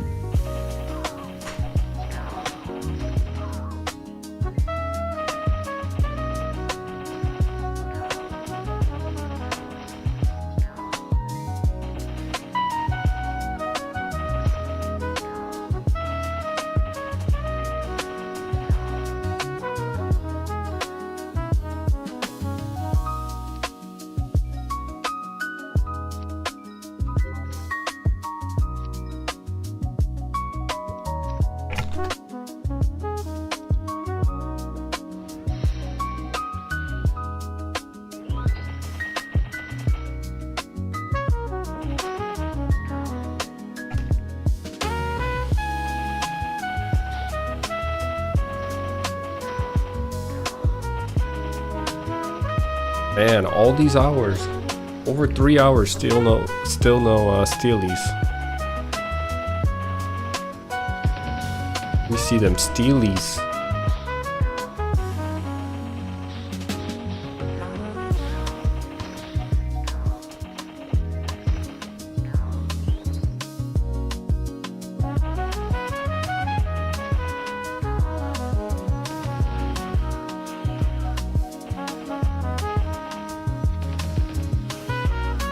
Sorry to hear you didn't get a code. I can't believe that I did. I was able to play a few days, but not enough time for a second job advancement. Oh, did you enjoy it? As a Korean who lives in America, do you think it's hard for American to learn Korean? I do. I think Korean... Well, I know for a fact that Korean is one of the harder languages to learn. So, a little background about me. I was a linguist in the Air Force. I was an airborne linguist. And I attended Defense Language Institute in Monterey, California. And there, they kind of categorize language by difficulty. And Korean, Chinese, Pashto, Farsi, Arabic, I think Russian was category 3. But Chinese, Korean, and all these other languages, including Korean, were category 4, which was the hardest language. It goes from Cat 1 to Cat 4. Cat 1 is like French, Spanish, Portuguese. And then Cat 4 is like Chinese, Korean, Arabic, Pashto, Farsi. Korean grammar is really difficult to know, although I'm Korean. That's difficult too, but it's also like the... what is it called? I can't think of what the word is, but it's also the esoteric. I don't know if esoteric is the right word I want to use here. It's the esoteric knowledge that is only known to the Korean people. So if you're not Korean, you're not going to know the second form of Korean that is spoken by everyday people, like abbreviation, you know, like 개꿀, or what's another one? Or hawk. Like the English version of no cap, you're capping, yes, like these type of words. There's a word, it's not esoteric, but there's a different word, like a linguistic term for those type of words. I can't think of it, but that's what makes Korean and English so hard to foreigners.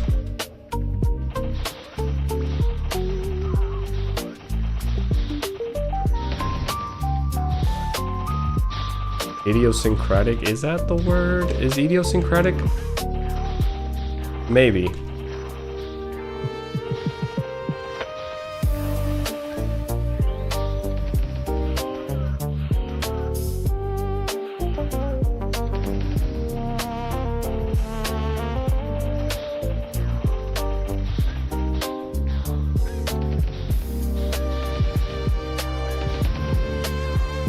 Yes, colloquialism. That's the word I'm referring to. Yes, it's colloquialism. It was in the back of my mind, I just couldn't think of it. We have to learn about all that crap.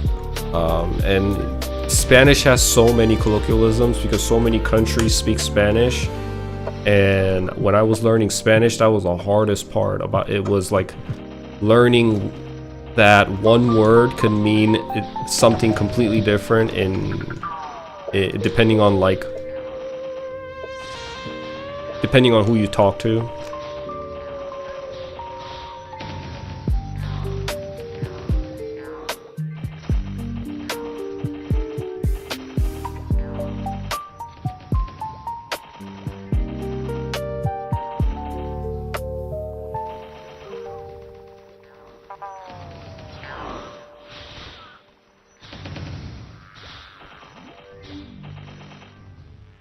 Gather these guys up.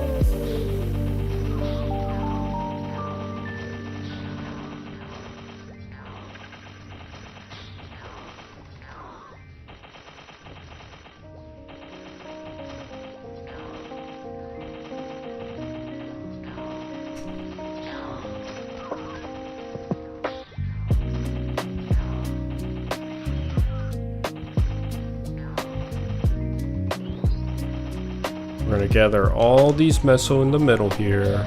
Then I'm gonna mob these guys up. And we're gonna explode it all at once.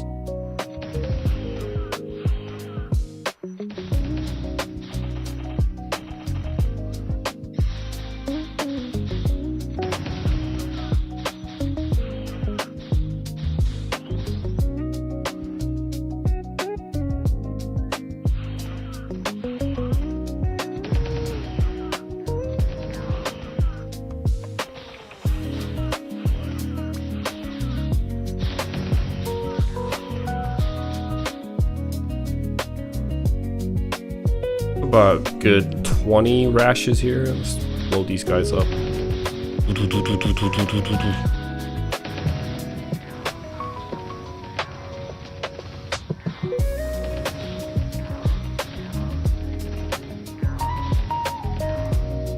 Perfect.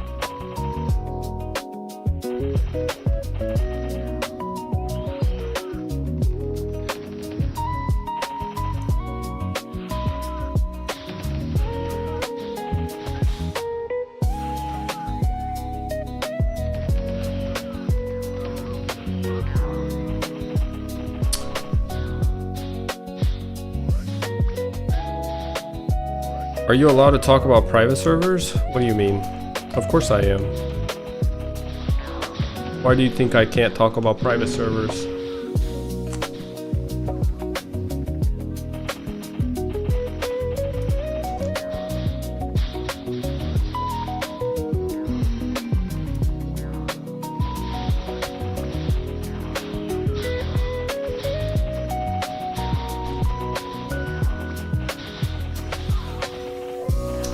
Would you recommend Chief Bandit? I'm thinking what to play for when Classic comes out.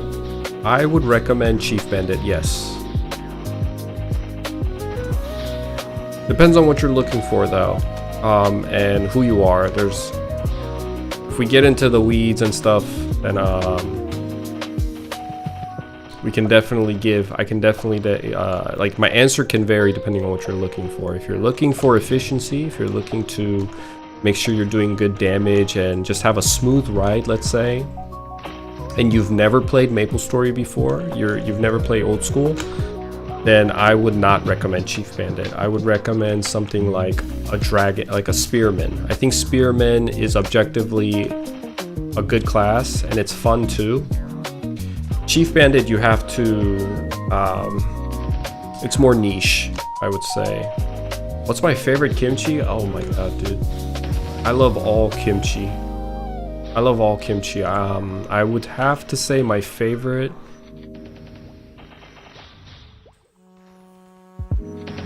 Probably. Have you ever had perilla leaf?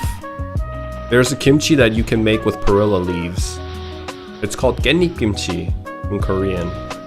깻잎 kimchi. It's so good. It's better than your traditional just cabbage or lettuce kimchi. Wonder what you think about Maple Worlds versus private server. Well, Maple Worlds is not just... Maple Worlds has so many games within it, so you gotta be a little bit more specific, because Maple Worlds could mean Chrono Story, could also mean MapleStory Classic, could also mean Artale, could also mean Maple Land. But private servers like Maple Legends and Maple Royals I think are a good game. I played both Maple Legends and Royals from 2012 all the way till like 2023, 2024. I played them for a long time. It was actually my sanctuary prior to me playing Maple Land, and when Artale came out I gave it a try, but Artale was too buggy. The game wasn't that fun, so I stopped. I played Artale for like maybe 3-4 months before I quit, and then I was able to join Maple Lands, and I've been playing Maple Lands since last year September and haven't stopped since then. So,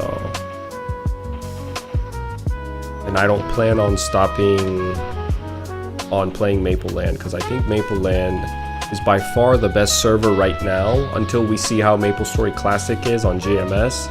Maple Land is probably the best server that emulates old school MapleStory by far. There's no competition.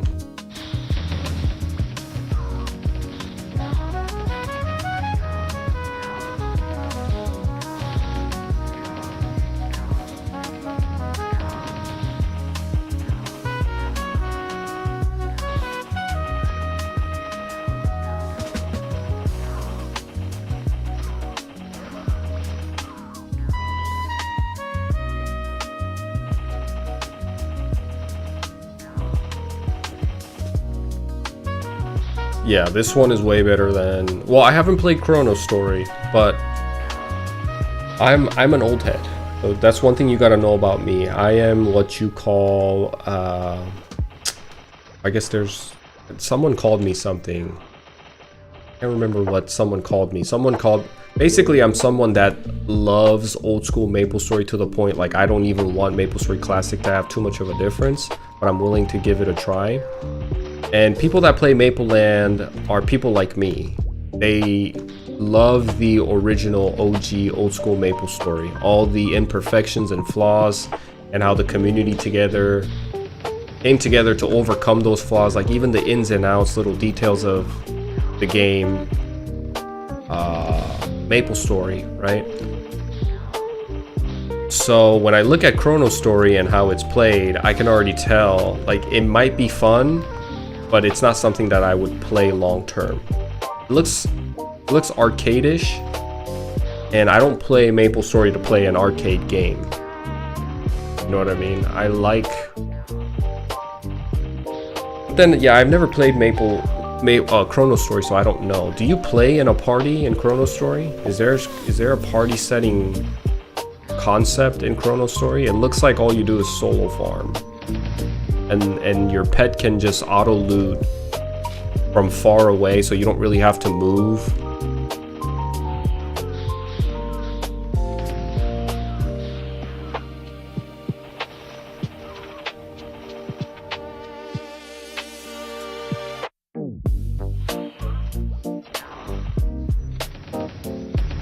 I've been playing Royal since beta. Got me interested in this game again. It's really fun, feels lively.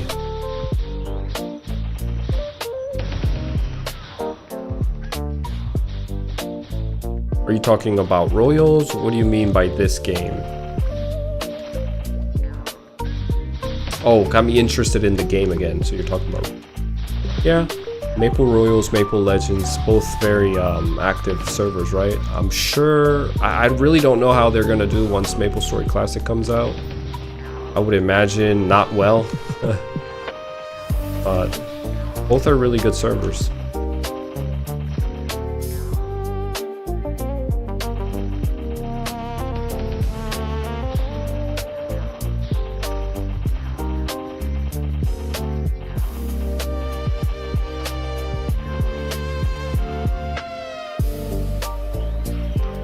Almost there, almost level 86.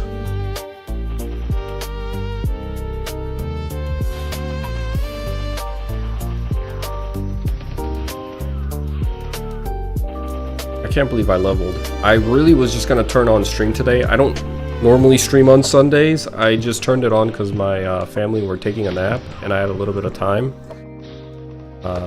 I did not imagine myself leveling up today, playing this much. Already been streaming for 3.5 hours.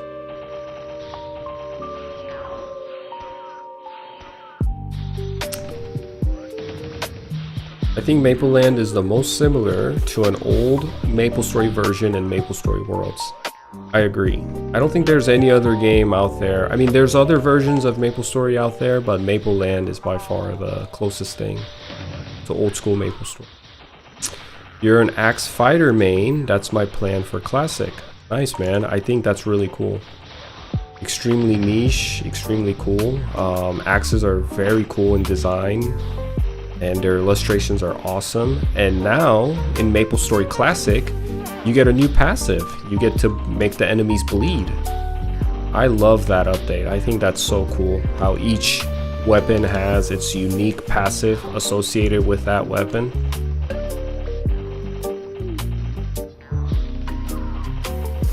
Probably my favorite change in MapleStory Classic is that like the warriors don't have to use the same weapon. Like they're not gonna always go for what is it? A sword.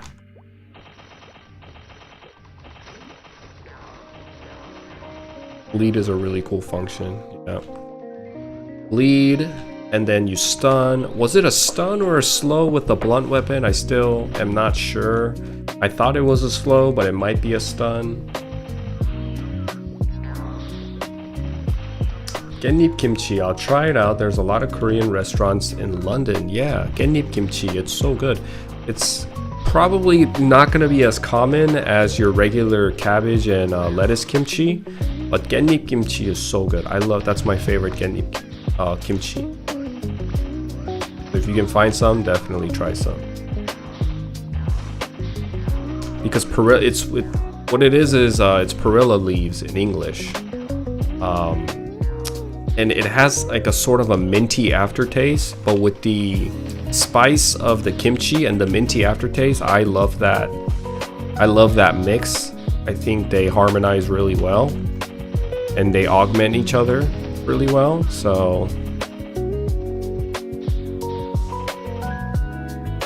In here, I was Axe Fighter, which is really wide range damage.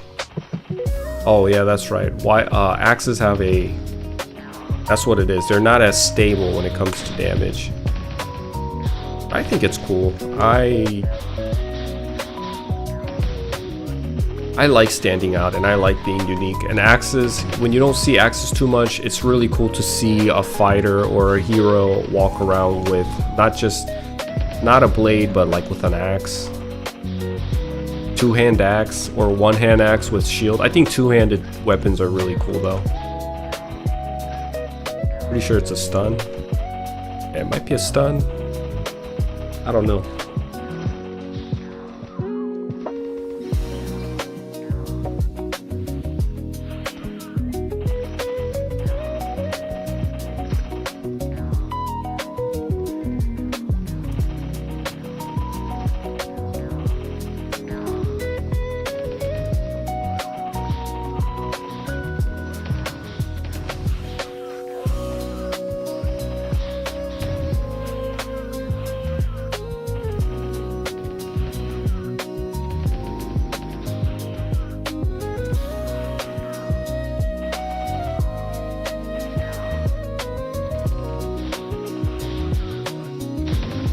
gather these guys up.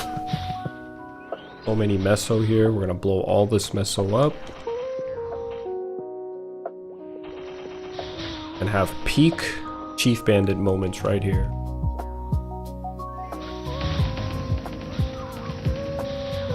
What is more satisfying than that? Tell me.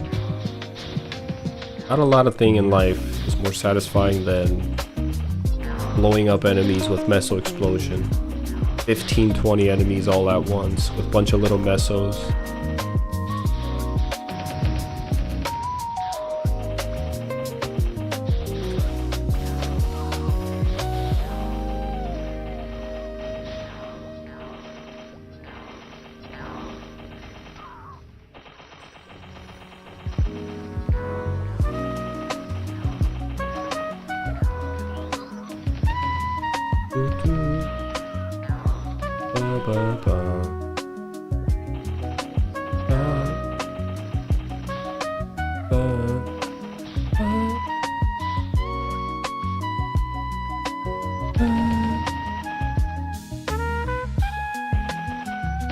So close.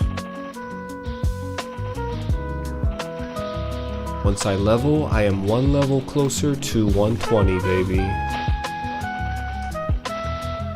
34 levels to go. I've gotten a lot of mithril ores here. How many do I have now? Almost 100, nice. MapleStory has the best music. Where's the lie? Where is the lie? Is this 1x? Yes, this is 1x everything. 1x CXP, 1x drop rate. Although, I think the drop rate got altered. I don't think they're telling us, but I think the drop rate is lower in this server.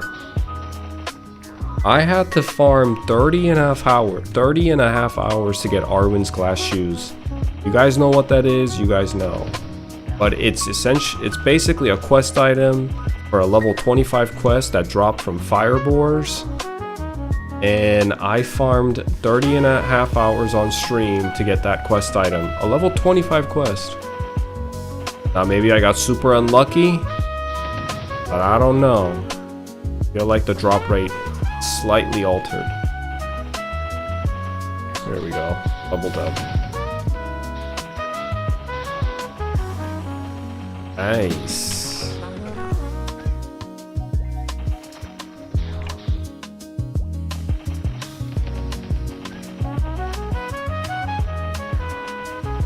Thank you. I appreciate it.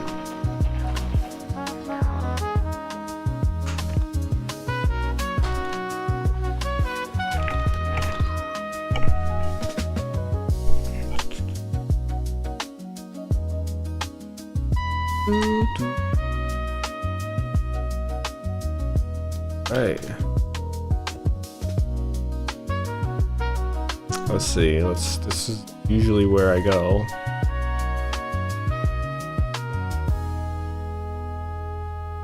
We're gonna dump our stat into luck for now. Yeah, I think luck because level 90 something is giving me a lot of dex. I don't know what this. It might be Maple Warrior. Yeah. I'll put 2 into dex so I can wear this level 90. Actually, no, I can wait. I'm just gonna dump it into luck because I have enough levels. I can do it when I hit level 90. But I definitely want to wear this level 90 dagger when the time comes. I'm gonna just dump all our stats into luck. Gives us a little bit of a damage boost. And then the favorite part, putting points into skills. Here's the tricky part.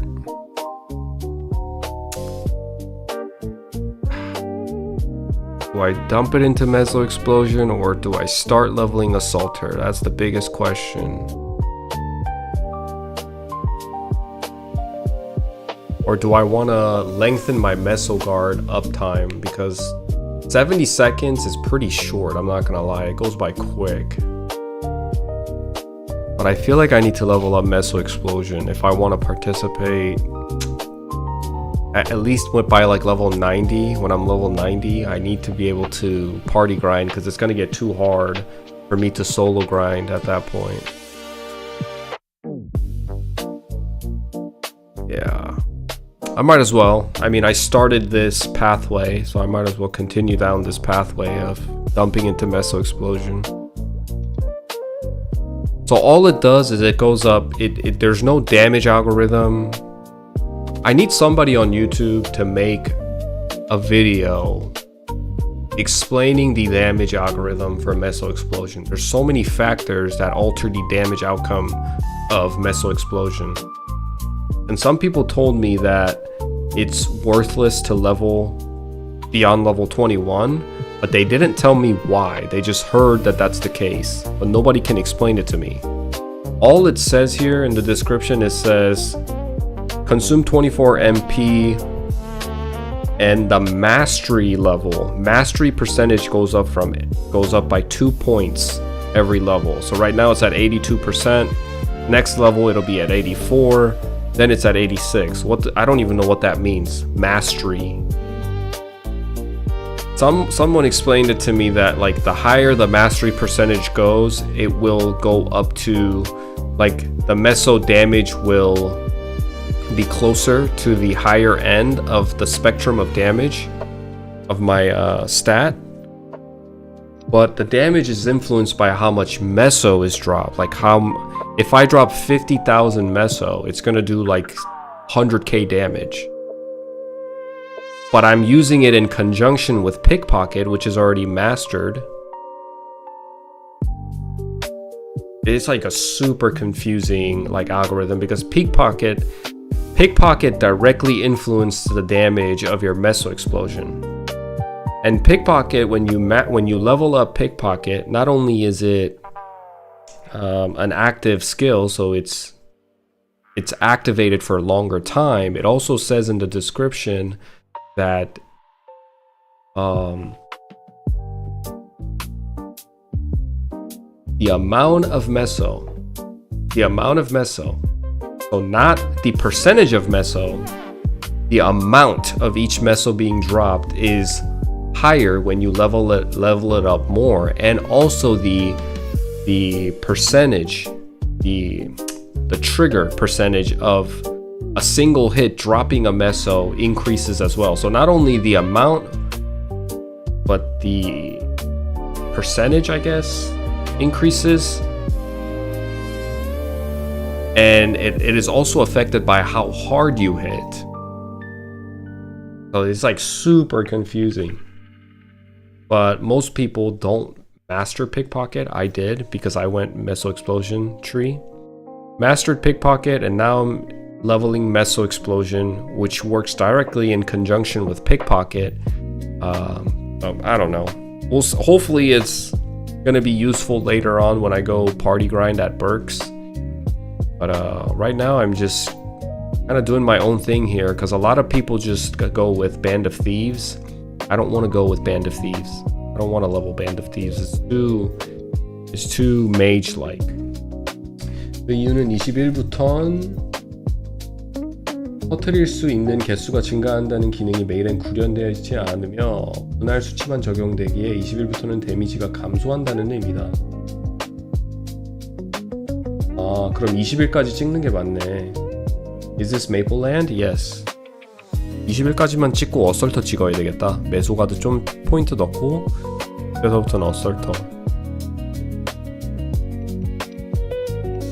20까지라고요? Up till 20? Okay.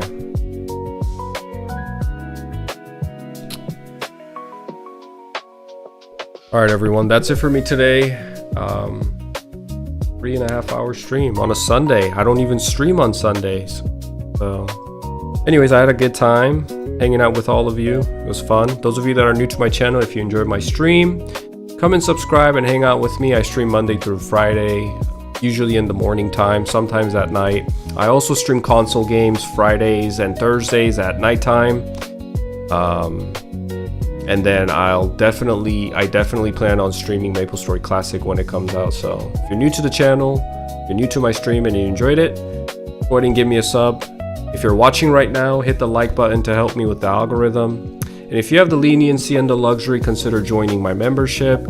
It helps me out directly. You can get specific benefits by being a member, like member badge, member emotes, and other benefits that you can check out. 오늘 방송은 여기까지 하고 원래 일요일에는 방송을 안 하는데 잠깐 하려고 방송 킨 게 거의 4시간 정도 방송을 했네요. 제 채널에 새로 오신 분들 이제 제 방송이 재밌었다, 즐거웠다, 유익했다 그러면 구독 한번 눌러주시고 다시 오셔서 방송을 즐기시면 좋을 것 같아요. 월요일부터 금요일 한국 시간 기준 저녁 11시에서 12시 사이에 방송 키고 있고 주로 새벽에 방송을 많이 합니다. 새벽에 방송을 많이 해요. 왜냐면 미국이랑 시간차가 좀 있기 때문에 지금 시청하고 계신 분들 다 좋아요 한 번씩 눌러주시고 알고리즘에 도움이 되게, 여유가 있으신 분들은 회원가입도 해서 멤버가 되시는 걸 권유해드릴게요.